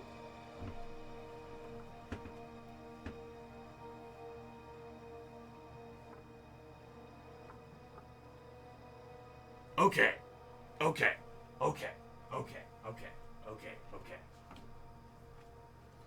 So, let's try to work through this with the information we already have at our disposal. The tree is an immense being that very much enjoys integrating with other human beings. Don't worry, though, it's not eating them. It's just becoming one with them. But it will kill in self-defense. We learned from Tanya and TJ about these amazing things. We went to go get April. April's like, toss me a machete. I can use this to cut the roots. And we're like, no, that's a really fucking shitty idea. The only way that we can have to save you, other than a machete, is that you literally have to jump. We can't make that any easier for you. We can't, like, throw you a rope or whatever, because we have a fucking rope with a grappling hook. You have to jump. So she jumps, and naturally, because she's not a parkour expert, and I don't fault her for this, she breaks her leg. I get it. And Carlos is like, we need to fucking get out of here, or else. Because if we don't get out of here, I'm going to grab and carry April, and we're going to leave. I'm like, okay, that's fine. But then the tree starts waking up anyway, because it was slowly waking up, and who knows whether it would have actually changed anything. If we chopped the roots down, maybe April would have been crushed and grabbed and killed, or maybe it just would have stopped April from breaking her fucking leg. Right. So, there we are, we're running. Tanya and TJ are free. We're continuing to run and continue to pursue. Carlos and April, both grabbed by the tree. We can choose to save one, or we can choose to save the other. But we have a firebomb. Not so fast, tree. I take the firebomb, and I chuck it, and I save them both. And we go up to another floor. We do that. It's great. It's cool. It's fine. We have to find another staircase. Okay, so we're frantically looking for another staircase. But then more roots appear. And Carlos and April, who are trying as best and damnedest as they can to move. But you know, maybe Mobo should have been the one carrying April, right? If that could have possibly happened. April falls, collapses screaming as Carlos is grabbed and dragged away and beaten to a bloody fucking pulp. What the fuck is even the fucking point of having me try to save between Carlos and April if because April fucking broke her leg, Carlos is dead anyway, other than the fact that you're taking away one of my resources? Yes, this might be a simulation of how cruel and unjust real life might fucking work, but what the hell is the point of fun or interest in the game design? Other than, if Carlos and April or Carlos or April were already dead, maybe more people, maybe other people would have fucking died because the tree roots would have grabbed them instead. I don't have enough fucking information to work off on without trying this entire event chain again, other than to say I'm a little miffed at the game.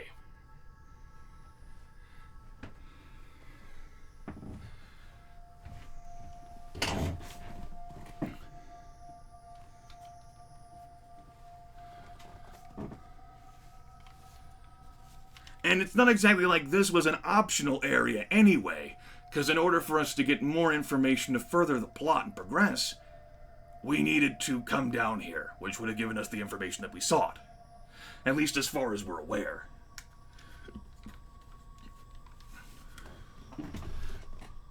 I think that's what we're going to do, Marvin. I'm interested in seeing what happens if we cut the roots. We're going to keep this fucking reality, whatever might exist of it. But I kind of want to know now by exploring a different pathway.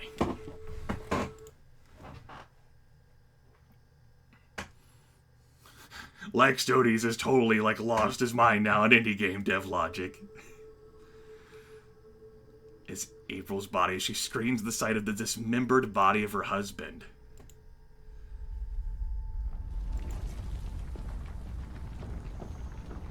Jerome's body almost gives in as he collapses to the ground. He struggles to sit upright, saying nothing.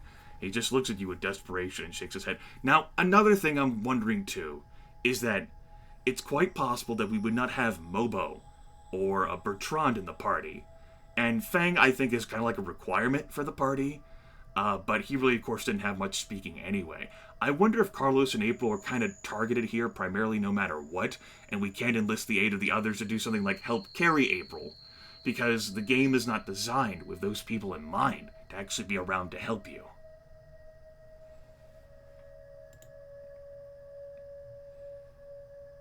Anyway, April is fucking distraught. Her leg is broken, and the love of her life is dead. Tanya? Yeah, he's already lost plenty of friends and loved ones. Go back to Morgan. At least what we came here for. The dirty pig sent us into a deadly trap.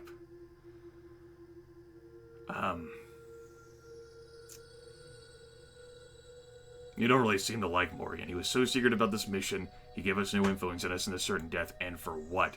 If I'd known that we would have had to fight a giant mutant tree, I would have brought something to burn it down with. So no, I don't really like Morgan. Screw him and screw his fucking secrets. How many people traveled with you? We were 9, and now there's only the 2 of us. We lost our friends, our family. We have nothing now. There were people I liked, people I didn't, but I never wanted to see any of them dead. Annoying prick Devin being missed. We're out now. Mind telling us what you know about the Wolfpack and why you're chasing them? We have our reasons. We've been after them since the day they took some of our friends. Then let us all go to Morgan. We will talk again about the Wolfpack once the pig gives us the information that cost us our entire family. The group prepares to travel, while April still solemnly grieves her dead husband. It seems impossible to talk with her right now. I know, Laxtotes. Like, oh hey, the tree went psycho, but hey, Tanya and TJ are free anyway, so...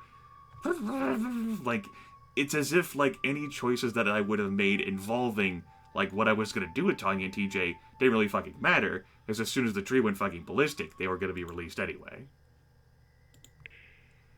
Anyway, let's go ahead and save the game, and let's do a little bit of event exploration here.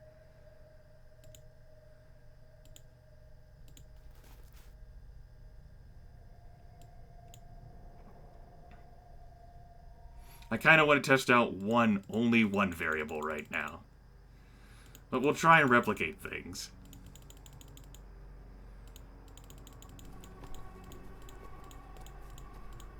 April falls again.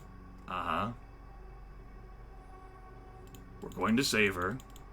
We're going to proceed using a torch, and we're not going to go back to try and get a torch. We're going to inspect these bodies. We're going to proceed. Inspect the creature. Inspect the room. Then we'll proceed. Morgan sent us. One of us fell here. What needs doing? We need to talk. We'll find a way. Let's try and search through a different path. Because that's what we did, rather than trying to go through the vegetation. It's not that easy. Cut the vegetation.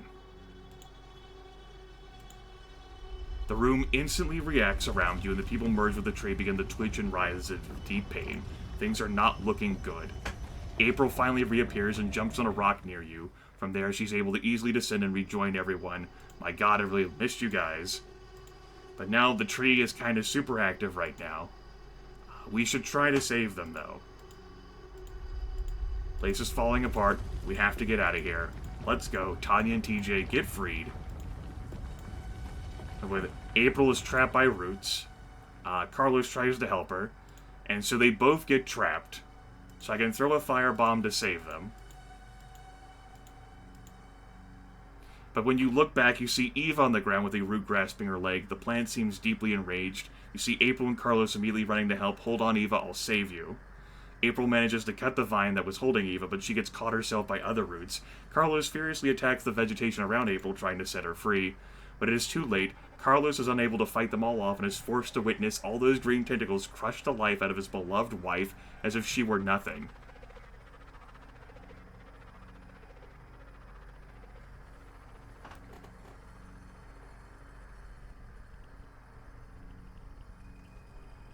First off, that artwork.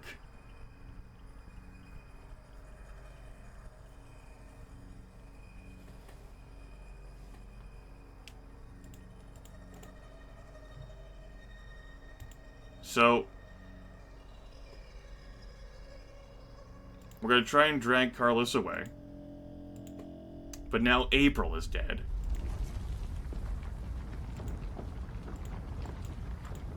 Now Carlos is completely lost.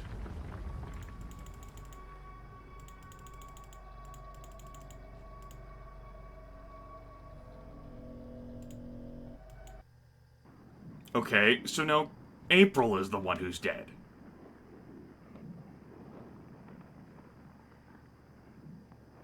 Jerome didn't die, Summer. He lived in both instances. He was just really fucking exhausted because he's really old.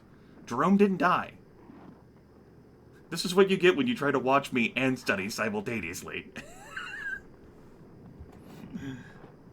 Huh.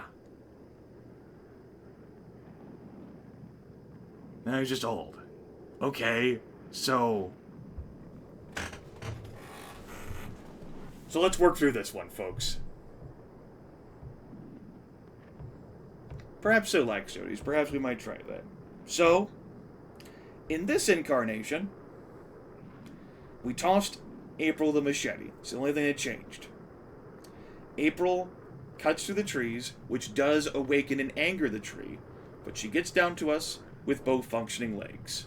Great. Neat. Awesome. Then we're like, maybe we should go try to free those people. But before we really get started in doing anything, that's when the tree really kicks to life and awakens. So we start running and fleeing frantically for our lives. Carlos and April both get grabbed by the tree anyway. We toss a firebomb to save them both. We make it up to the upper floors. But now, instead of Carlos and April being grabbed, Eva's the one who's grabbed. Carlos and April immediately divert to try and hack away shit to free Eva. Only now they're both grabbed and April's ripped apart before our eyes. So, it seems like someone's dying here no matter what.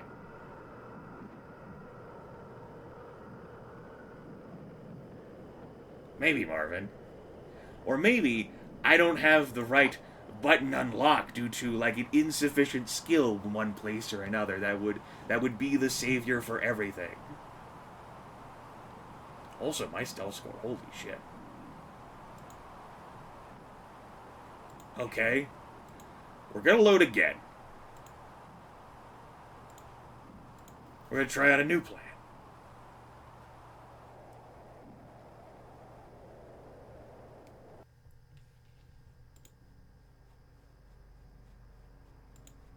It's getting to the point the only way to win, but is not even to go in the building. But we need to go into the building in order to progress the main plot line. And I imagine if we didn't have a torch, we'd like turn back around to try and go get one.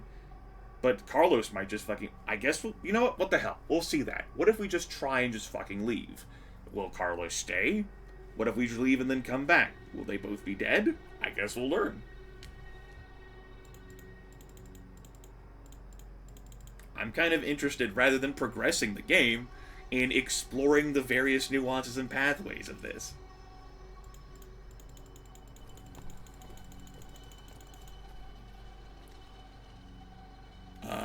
We're gonna save her, even though we end up not saving her. We can't go further, it's completely dark. You must hurry up and go find a torch or flashlight. I'll stay here to protect April and watch the area. Speechcraft, it's crazy to stay here alone. Stop trying to get yourself killed. You'll find it hard to save April while dead. Fine, we must hurry up. Okay. We go search for some stuff. We come back. Have to hurry. We have no time to lose. We light a torch. Let's just proceed. Maybe we end up wasting time and allowing the tree to become active by inspecting the room instead of just moving.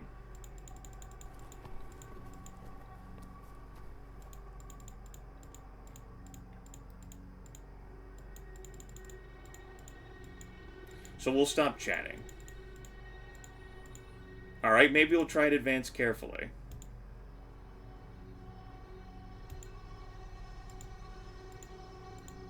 Alright, so now we cut through that vegetation, and we're warned about the damn tree waking up.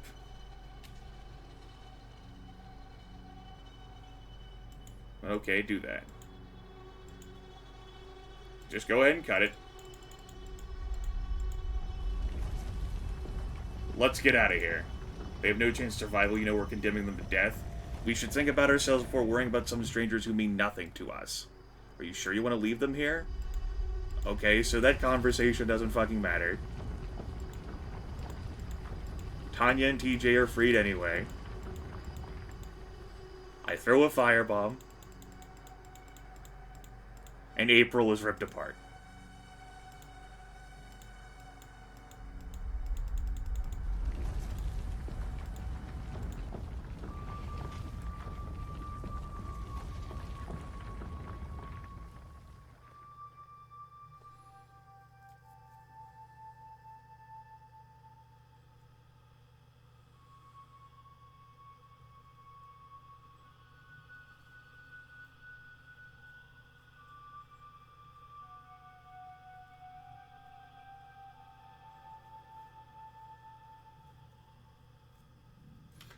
Like, it's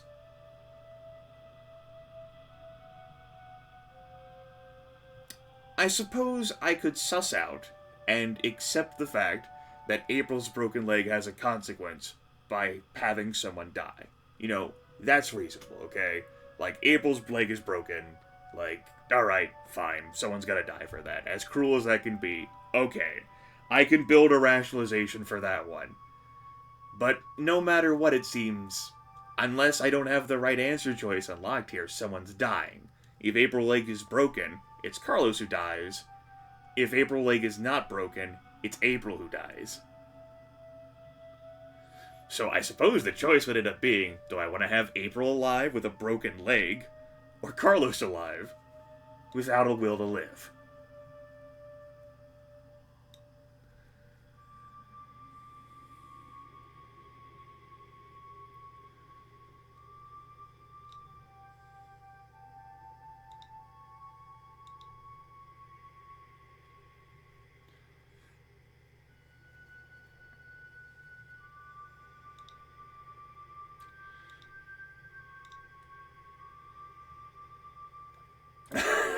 Marvin being so bloodthirsty.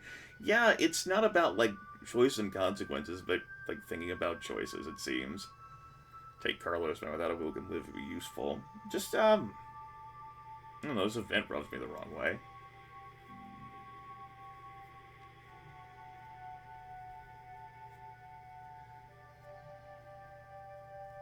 Like, I'm okay with keeping the path that I have, that I did first. I just kind of want to see whether there's, like, whether there's any fucking value in the choices we made at all. What if I don't throw the firebomb? You know, I suppose it's the other thing we haven't tried yet. Do we just save a firebomb?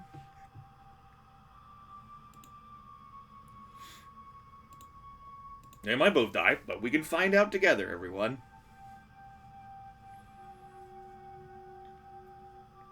Oh, here we are again. Fine, let's just enter the building. April falls, breaks her leg. We'll save her. We have a torch. Quickly run through as fast as we can.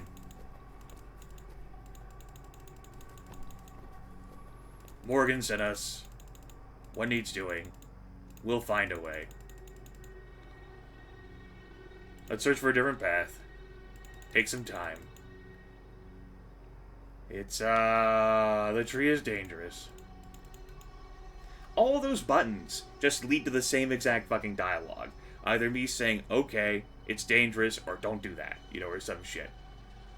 We'll cut the vegetation.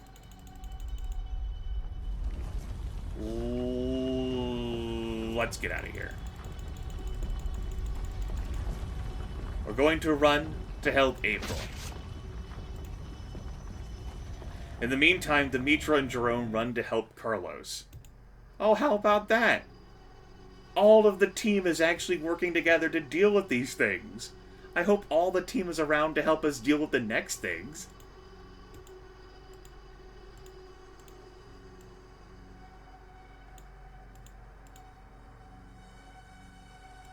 And then April is killed anyway.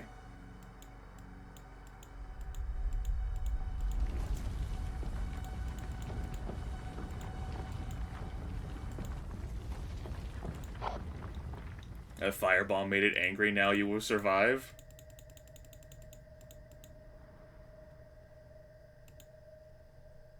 So, that button is a firebomb tax. Both of them get saved in that exchange no matter what, I guess, unless your entire family is dead and there's only you.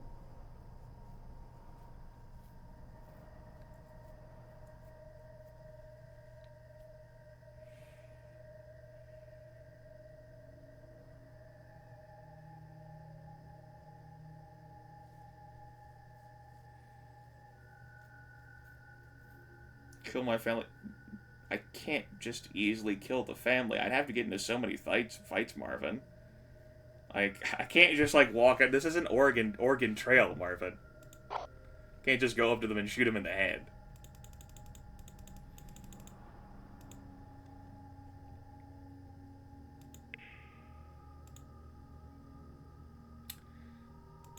Anyway, we'll load this reality where, Carlos is dead. Is April's health at least really low?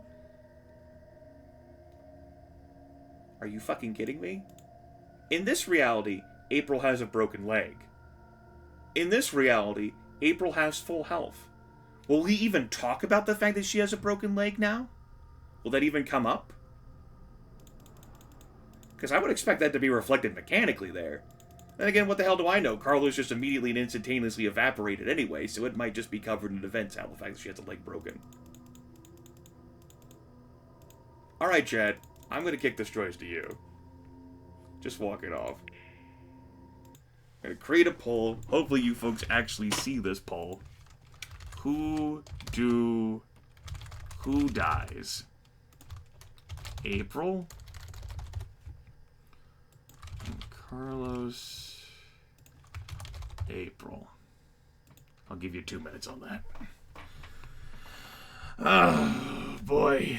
This game. It's got me worked up today.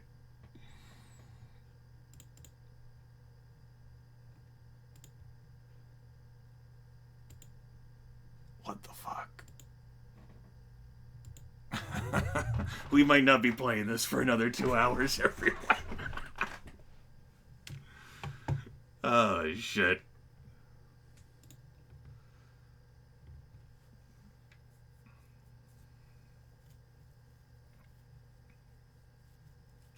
If it's April who lives, then we'll just keep this reality here, my first run through. If it's Carlos that you want to have live, we'll save the firebomb, at least.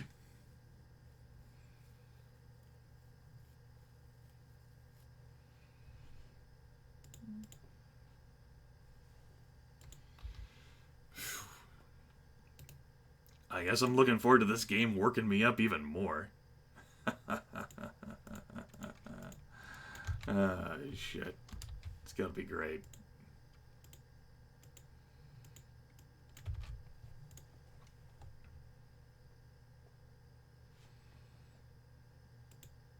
We may need that firebomb for another tax. We have used one before, whenever we were fighting the mutants. And that was viewer choice poll. I wanted to burn the mutants. Yes, the tree demands a sacrifice. It is the way of the tree. To be cold-hearted and ruthless about such things.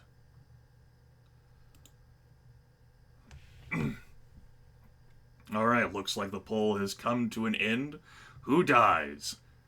74% of the vote has said Carlos dies. Which means April lives. Which means that we're keeping this initial run-through of that event. Warts and all. Firebomb burned and all. Still have 2 explosive and 2 smoke grenades at least. So that's good.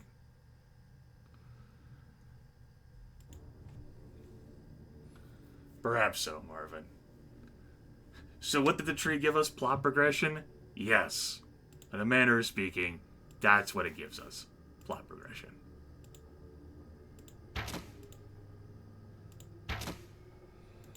Alright, we didn't need to use a gun to kill the guy. The damned deer. Good. We're probably going to need some more food, though. I guess we don't have to worry about too much of that anymore. Maybe if I talk to my companions more.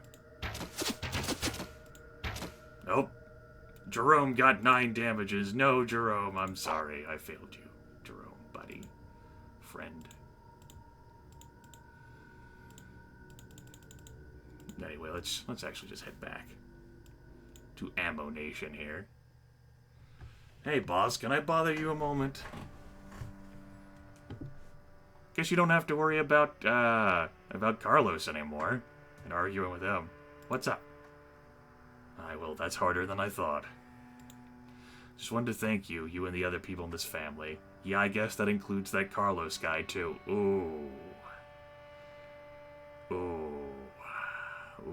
Bad timing. You saved me, not only from those racist scum, you also saved me from myself. I was about to let everything go to let myself die. But today I'm alive. We won't see future development of the Carlos and Mobo characters. True that I lost much, but in return I found people who accepted me despite my skin, a rare thing in the White Wasteland. Maple's right. My wife and my daughter are watching us right now, and I think they'll be happy to see that I'm moving on. I know I'm not the easiest person to have around. I've been seriously depressed, but I think things are improving. I'm finally starting to feel more balanced, peaceful. It's just this. I just wanted to express my gratitude. It wasn't easy, but it felt right to do so. You're one of us. I'm glad you really feel a sense of belonging. Maybe so, Marvin. Maybe so. Maybe Mobo and April will find comfort in each other. I try to do my part. Anyway, I just wanted to say that. I'll leave you alone now. We'll go ahead and save the game. How long did we spend exploring those various pathways? A bit of time. I know, Maze Mouse. Oh, I know, Zaviaja. How about that, right?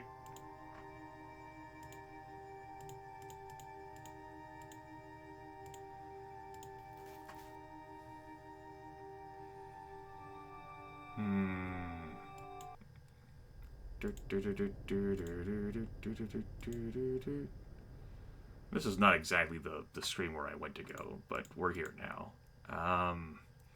Probably gonna need some more medicals. Food here is immensely expensive. I feel like getting 6 bullets. I like the idea of 6 bullets, unless... Let's go ahead and sell this cruddy bow, and let's sell this old revolver. Hey, that's actually a good thought. I might want to buy another incendiary grenade for another incendiary tax, you know. Hunting crossbow. Neat.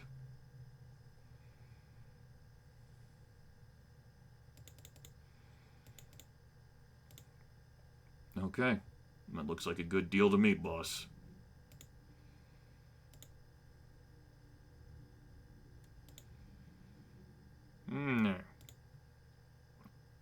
Go to the local tavern now. Finally, you're back. I was starting to get worried. You asshole! My whole family got killed in that thing. You sent us there to die. Whoa. Calm your tits. People that talk to me like that don't stay alive for long. He points at the guards spread all around the club. All of them are observing Tanya. Tanya looks around and tries to contain her rage. You sent us to die. You refuse to tell us anything about the place. And the reason is quite simple. If I have to rely on you nomads instead of using my men, it's because I want to keep the thing secret from some people. People living around here. Quinn, it's been a mixed bag today. It's been more good than bad, but we recently encountered an event chain that's left a bad taste in my mouth, and in the mouths of some of my viewers, like Laxtotes over there, who is raging against the gods. Laxtotes can always be counted on to have a perpetual axe to grind on pretty much anyone who's a game developer, particularly anyone who's like not a AAA game developer. It's been rough. Carlos is dead.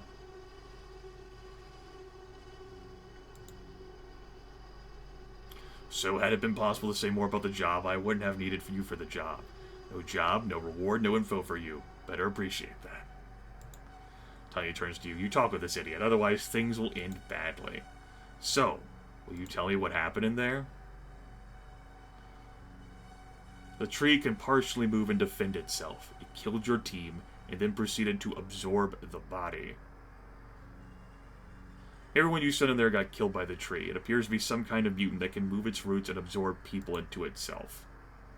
Morgan looks at you with his eyes wide open. Well, that is some fucked up stuff. Do you think it could be possible to study that tree without getting people killed?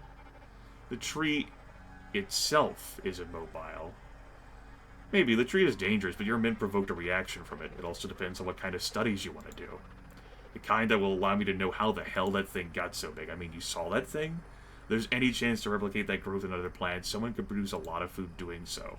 Anyway, you did your job, and I owe you a fine reward. First, take some bullets. I understand it was more dangerous than I expected. Now let me tell you about the guy that supplies the wolf pack with all their toys. I think he's called Boris, and I know where you can find him. Okay, Laxtotes. So, I suppose, like, so if you find any way, anyone who's noted, like, on the Steam forums or whatever, in which someone got through that event without losing anyone, I'd like to know. Maybe it was something that was, like, attribute or skill dependent, or item equipment dependent that I didn't have anything for. But I'm curious. I'm curious to know whether it's possible to even get through that event without losing anyone, or whether a loss is mandatory. Let me show you the place on your map. Here the guy lives deep and deep. I have rope. I have a grappling hook. I have a lot of different equipment. Here the guy lives in deep hiding somewhere around this area. You need to find a farmhouse painted red. Yep, I have rope that's not attached to a grappling hook. Don't go there hoping to find the same stuff that he gives the wolf pack. He's smart. The only time I met him, he had nothing with him. Well, that's all. Now, if you'll excuse me, there are people I need to speak to. For the first time, you see Morgan standing on his feet and walking away. Okay. Okay. Let's go find Tanya. She'd like to know about what he said. You go to the dungeon and see Tanya. I thought she was fucking hanging from the tree. Did he tell you anything useful? Yes, he did. We have the location of a man who can lead us to the wolf pack, or we know where to find the guy who equips the wolf pack. Would you mind if TJ and I joined you on this journey? Yeah, Marvin. Yeah, Marvin. You're right. Just... was a little bit jarring. We have the same goal. We will accept you as leader as the tradition dictates. Please think about it before answering. We are only two. We can't survive on our own, but we can help you. We've been through a lot. Oh yeah, we're experienced in the art of surviving. Looks like we can't ask our fellow companions about people joining, but sure, more mouths to feed, right? Yeah, just have me burn through more food. You're about to walk away when you see a familiar face coming towards you. Despite the strange clothing, you can recognize him instantly. It's the Keeper. Oh, yeah. Hey, found Tanya. How's your search going? Not too good, old man. As you can see, most of my people are not here. They're dead. Dead because of that asshole Morgan. Everything is dangerous around here, especially dealing with one of the Ammo Nation's warlords. I told you that the first time we met. Tanya seems resentful of the man, but she probably realizes he is not his fault. Yeah, guess you were right. The Keeper turns to you. Did you manage to find the information you were looking for? Sort of. We have another lead. Hopefully we'll get to them sooner or later. Glad to hear that. I'm not fond of those wolves. Just be careful, though. They're no easy prey. But I'm not here to talk about that. I'm actually glad to see you guys. I may have a job for you. It's nothing hard or dangerous. It's a milk run. I need someone to retrieve some information for me from an old lab. I'll tell you where this place is and give you a key to enter it. Once inside, I want you to access the ancient computers and grab the data. I don't know if we have a computer skill. There's bound to be a backup generator there, so they should still work. Does the lab have trees? That's good information to know. So what do you say? 200 bullets for it. If it's so easy, why are you asking us for help and not doing it yourself? On my own? There's only a few people that I can trust.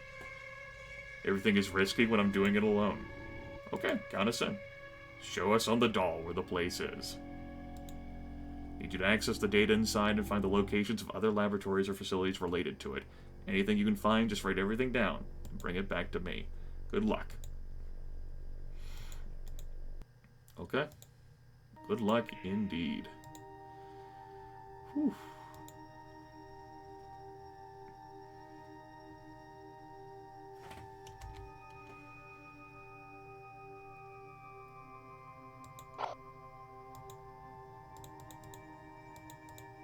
Poor Eva here, always getting beaten up because of her lack of melee skill.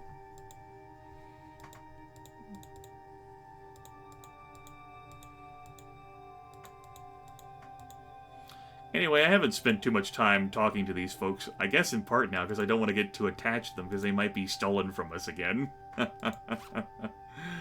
It's bitter and sad, but I think it's a reality that we're going to have to accept. Anyway, yes, we have some rope. You can hang yourself if things go badly, and we have a grappling hook. So, I mean, I don't kind of know why we couldn't have helped April out that way. We certainly have torches still, along with lockpicks, crowbar, hammer, a shovel, an axe. We got our heavy clothes over here. We have a silenced pistol. We have a hunting bow. We got our assortment of explosive grenades, smoke grenades. We bought a new incendiary to replace the one that we lost in the tax. We have 451 bullets now. I think they might have upgraded in, like, stars, because I upgraded in stars. I'm not sure, though, Millibays. I'm not sure. Anyway, our stealth skill is apparently immense. Maybe that's just from, like, all the extra support we have in the party. Beats me. But because we now have a stealth skill of 18, I guess.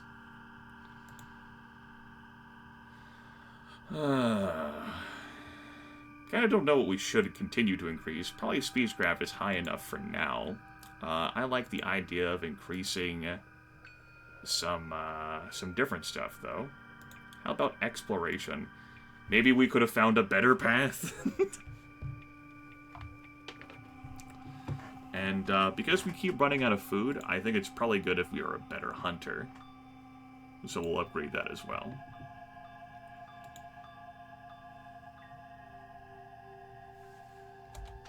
And we're gonna run through the forest here. It's gonna give us an opportunity to hunt for our food anyway. Maybe, unless our group is too big for us to hunt. Group's too big, can't hunt. We make too much noise. I think we hunted too recently. So, a group of boars, huh? Oh no, we're shooting that boar. We'll take it. Finally reached the area mentioned by the keeper and quickly discover that you're not alone. If they want to move, they shouldn't have become plants. I know, right? You have a stealth of 18. There is no noise. Small group of people are camped in some ruins nearby. You take some time to assess them, only to discover that they're a particularly well-armed group of nomads. They seem uninterested in what lies in the ancient building. You manage to move closer without getting noticed. So what do? They don't seem like nice and kind-hearted nomads to me. Let's be careful, we don't know if they're hostile. I'll try to sneak inside the building. You can wait for me here. Wait, are you sure you want to go alone? There could be danger inside. Not necessarily. That place has stayed closed for decades, and it should be nothing more than an underground laboratory. Just be careful, and everything should be fine. I'm going in. Wish me luck. Walk carefully in the shadows, and don't worry. We'll be ready to help you. You slowly get closer to the building. The strangers are not watching you directly, but you have to get across a relatively open area to access the structure. Success. I would hope so, considering how much stealth I have.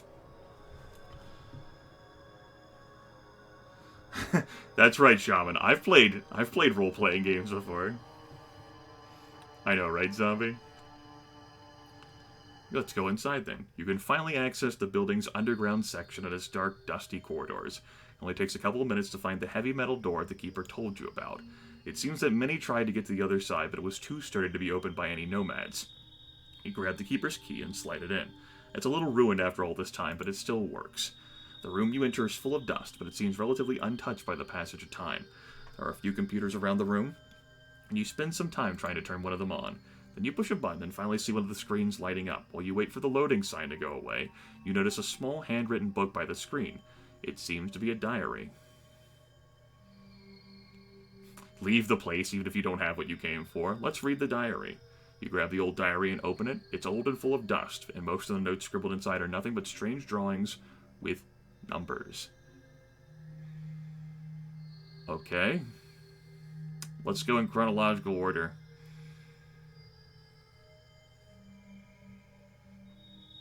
And folks, if you're confused somehow, month, day, year. Not day, month, year. Unless there's a 23-month calendar you're using out there, or a 25-month calendar. We keep working on the project. It's easier now that the government sent us all that money. We have tripled the personnel working here. It feels a little overcrowded now. There are people starving everywhere, but we need the money if we want to develop crops capable of resisting the current climate conditions. Once we're done, we'll be able to give humanity a hope of survival. I only hope Project Gia will lead us to some practical results soon. Meddling with genetics isn't easy, and we're under constant pressure. We're working day and night, but we can't do miracles. We don't have enough time to make the crops adapt to that fucking cloud in the sky. We don't have months to test the growth of our various experiments. How the hell are we supposed to know if they really work? Wrote hell with a proper noun, my goodness. Michael keeps blabbering about the famine and an imminent war, and he's not the only one that started panicking. I prefer to focus on my work instead of worrying about foreign governments. Alright, let's transition to December 5th. We finally made it. We managed to create a genus able to resist the cold climate. Or at least that's what our tests said. We're now sending our research to another laboratory in which the plants will be grown. Sadly, it seems that Michael was right. The international situation seems quite hot, but maybe we'll solve the problem of famine on a global scale and prevent any hostilities after this discovery. It's over. We have no energy to keep this place running. We can barely turn on 10 computers at once. Our job here is over. But I don't want to get out. This laboratory is secret and we're safe here. I don't want to die under the ruins of a shelled building. They're sending us away. Michael said there's a place where we'll be safe, but why would they choose us to go there? We did what we were tasked to do. Maybe I'm paranoid, but I think we are no longer necessary. The computer has 3 different functions: data access, personal records, and system shutdown.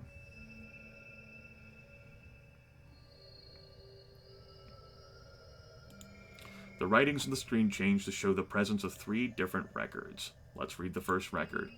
We've been ordered to improve the security measures, so from this moment on, we'll have to password protect the computer. Each one of you should have already received your personal password. Oh boy. You shouldn't have thrown your password away. You know you forget things. I set up a new password for you. Again? Seriously? Come on, man. We don't have time to lose on this. The next time you boot your PC, you'll be able to set your own password. Use something hard to forget. You can try to write something based on the diary you've read. Okay, let's go ahead and type climate. The words wrong password appear on the screen. Okay. Gia. Michael. Cloud. Hope. You press the enter button and you finally see the words password accepted. Then you start searching around the various files for something related to what the keeper wanted. It takes a lot of time and you have to read through tons of entries you can't even begin to understand. But finally you stumble upon a document containing the info about the locations of other laboratories. I'm glad there wasn't like a too many wrong passwords, time to freeze you out system. You grab your things and walk back to the exit, ready to report back to the keeper. Alright, done and done. I know, Shaman. That's what I thought. I thought it'd be hard. I wanted it to be hard. It'd been great. But it wasn't. Opportunity missed, in my opinion. I guess we'll trek on back to see the keeper before we progress south.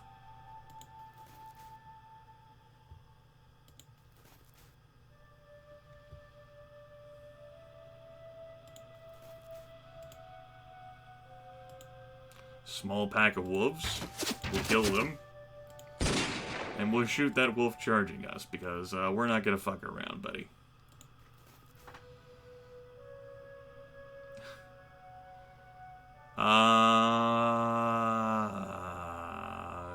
Sure. 10 food, minus 8 ammo. I think it's a good trade. Or 9, as the case may have been there. Whatever. Let's go to the local tavern. Talk to the keeper. Nice to see you all still alive. How's the search gone? Did you find what I was looking for? Yes. Good, good, good, good, good. Interesting stuff. Hello. Looks like you've earned your reward. Good job. He reaches for a small bag full of bullets and puts it on the table. 200 bullets, as we agreed. Now I can finally leave this hole and do something useful. Okay. Awesome. Let's go to the booth. I don't feel like asking questions that I don't want the answers to. We're going to trade for some more fuel, because we have the bullets now. I don't feel as if we got the bullets, though.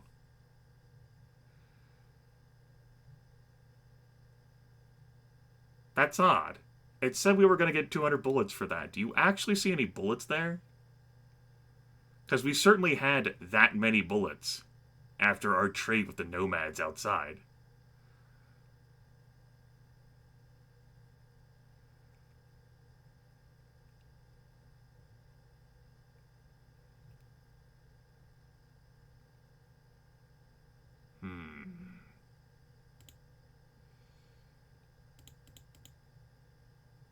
Other side? No, that's the merchant's bullets. Maybe it triggers once I leave. We'll try.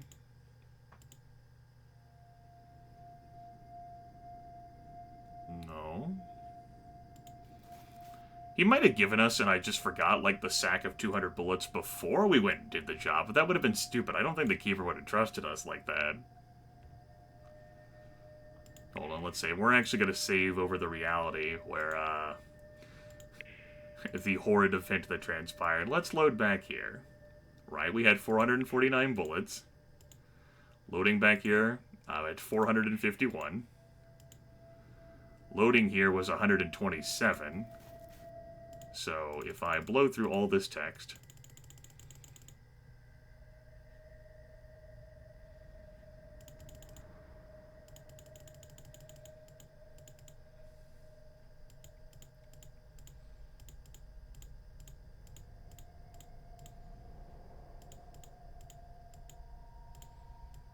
give you 200 bullets for it, a fair amount of money. Count us in.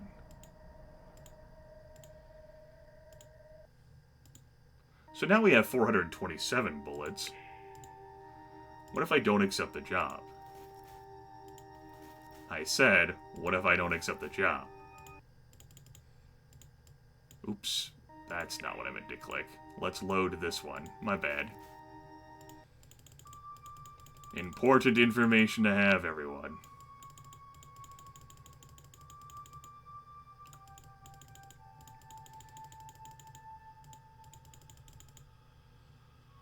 Better not.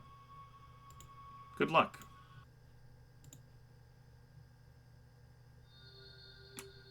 No? No, he just didn't give us a reward. Dialogue definitely said, here's your bag of bullets.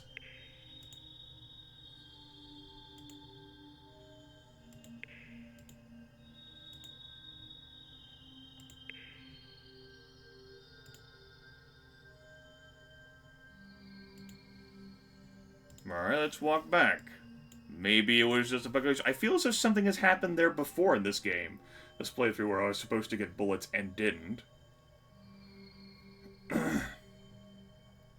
Nah, I'm good.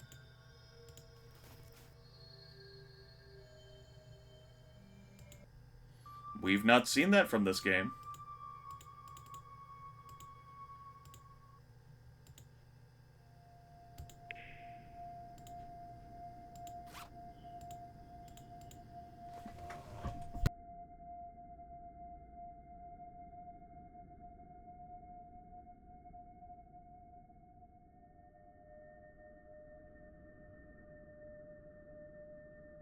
Definitely not seeing 200 bullets. Boy, it would really suck if you didn't stealth your way through that, and you fought those nomads for whatever reason, and then weren't given your reward. That's good, Lax Doties. Maybe it meant to say 20 bullets?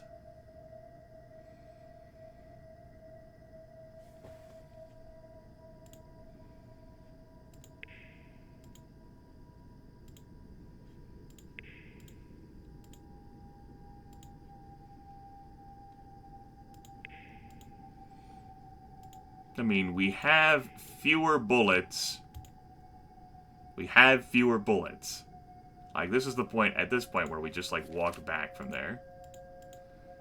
Go back to the ammunition, report to the keeper. Okay, let's go report to him one more fucking time.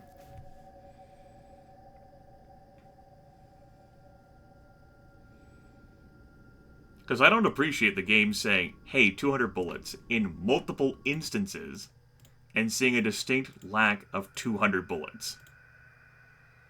As we agreed. I don't get any bullets. That's a reward of 0.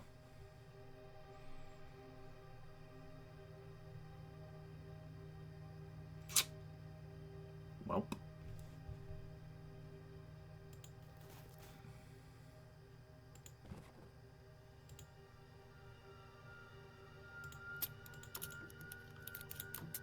We got a toy. His senility should not fucking influence things, because, you know, we would kind of fucking make sure that we got our promised reward of 200 bullets.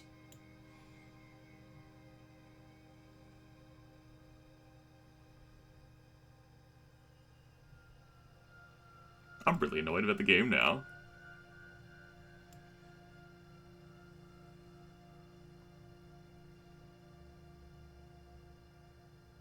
Huh. I think that's actually a derail. I think the game has derailed me.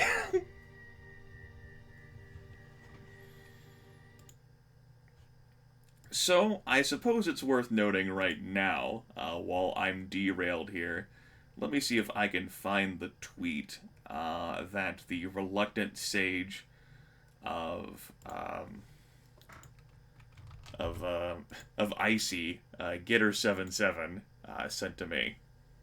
I didn't read too much through this text, but it seems as if the game was perhaps being remastered in some fashion. Restarting the game? You know what? I can try that. Getter77 like sent that to me.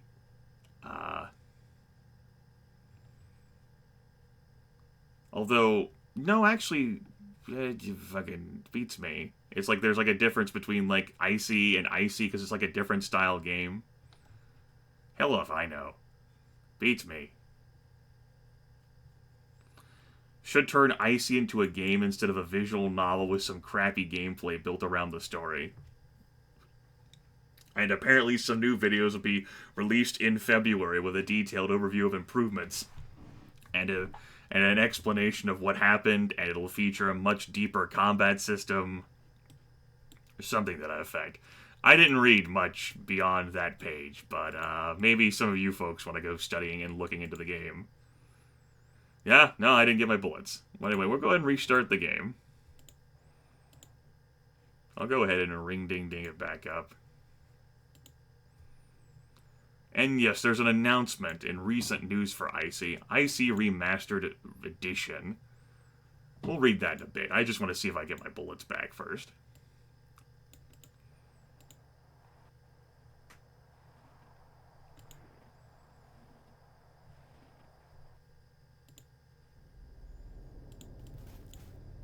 Let's go see if we get our bullets. I suppose the next thing I'll test is whether me getting into a firefight with those nomads will get me my bullets.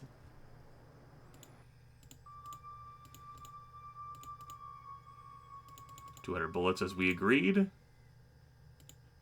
Distinct lack of bullets.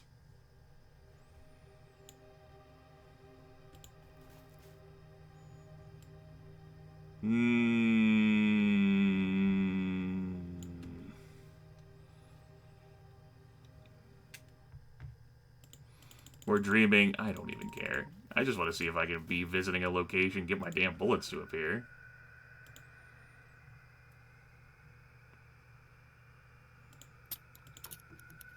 We got some stuff to appear. That's cool.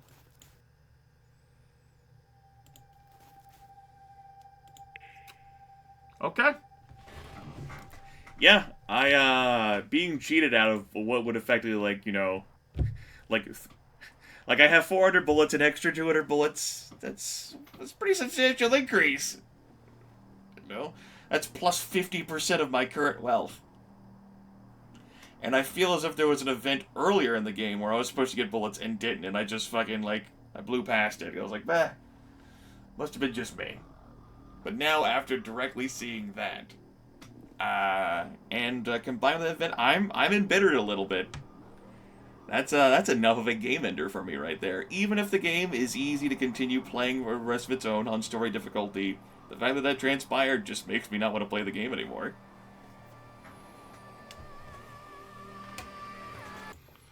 But let's take a look at this free major overhaul news article that came out that was announced officially on Steam back in May. And of course, I sent the link to that webpage thing.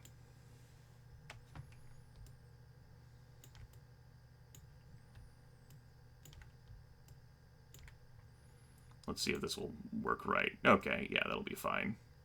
Announcement. IC Remastered. Free major overhaul. Greetings, fellow nomads. It's been some time since IC was released, and we've kept supporting it as much as we could. But now we're announcing our plans to do something more than just a couple of updates. We created a remastered edition of IC. Oh, zombie. Not a simple update, not a couple more quests, but a fully reworked edition that will allow IC to shine as it meant to. Why? Because we had to cut out a lot of good ideas due to the lack of funds during development.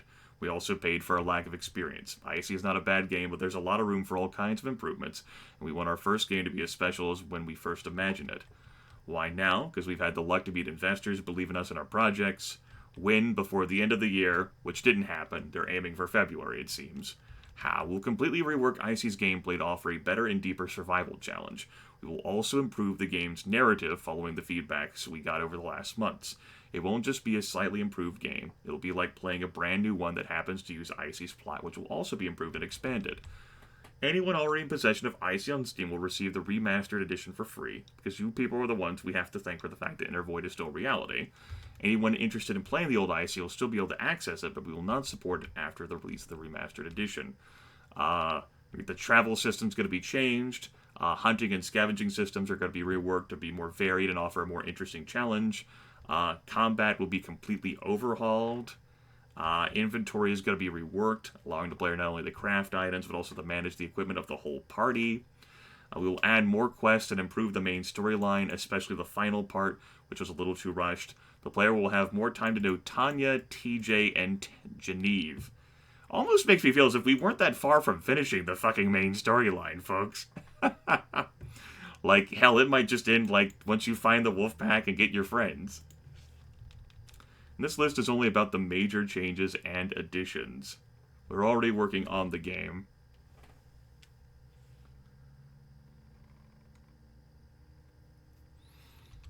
Okay. Well, I guess I'll look into this game again next month sometime. Or maybe in March or whenever, once I get more free time on my schedule. See this IC remastered edition.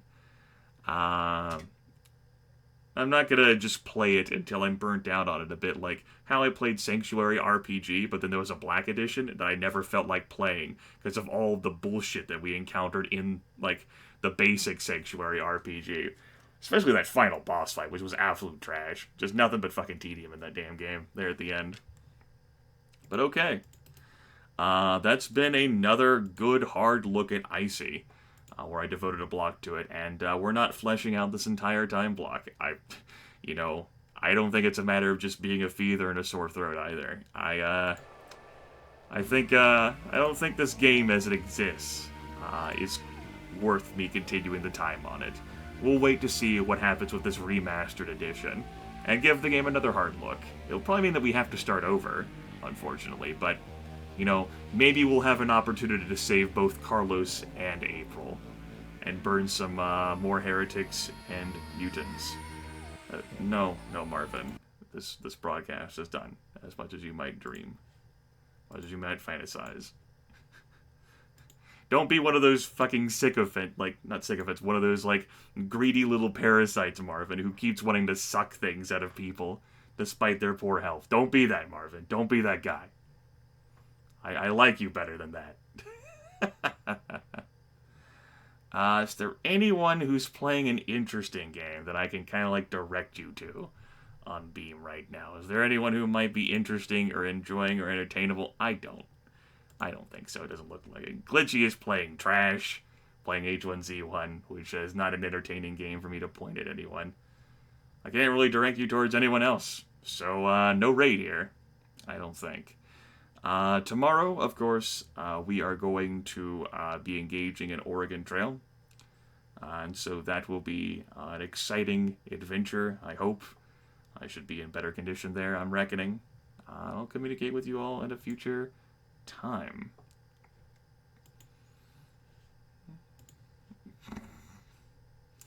I wish Beam was so wacky and mind. Hopefully that'll be problems that they'll have fixed before the end of this month. They're doing massive mammoth overhaul changes. If you're having a stability issue, I do suggest trying to switch to Beam Legacy mode in the account section of your dashboard. That could be pretty fun. I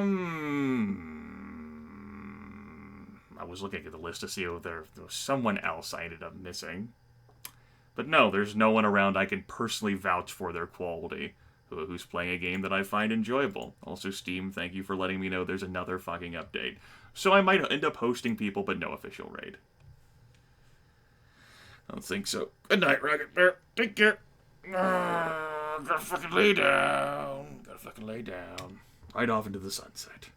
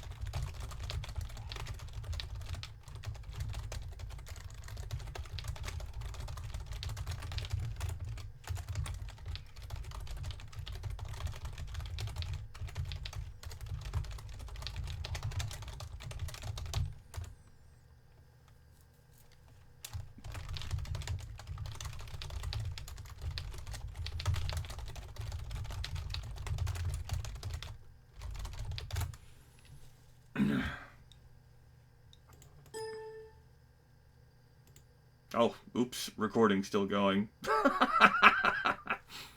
Well, local recording on YouTube. I'm probably not gonna cut that one. Enjoy.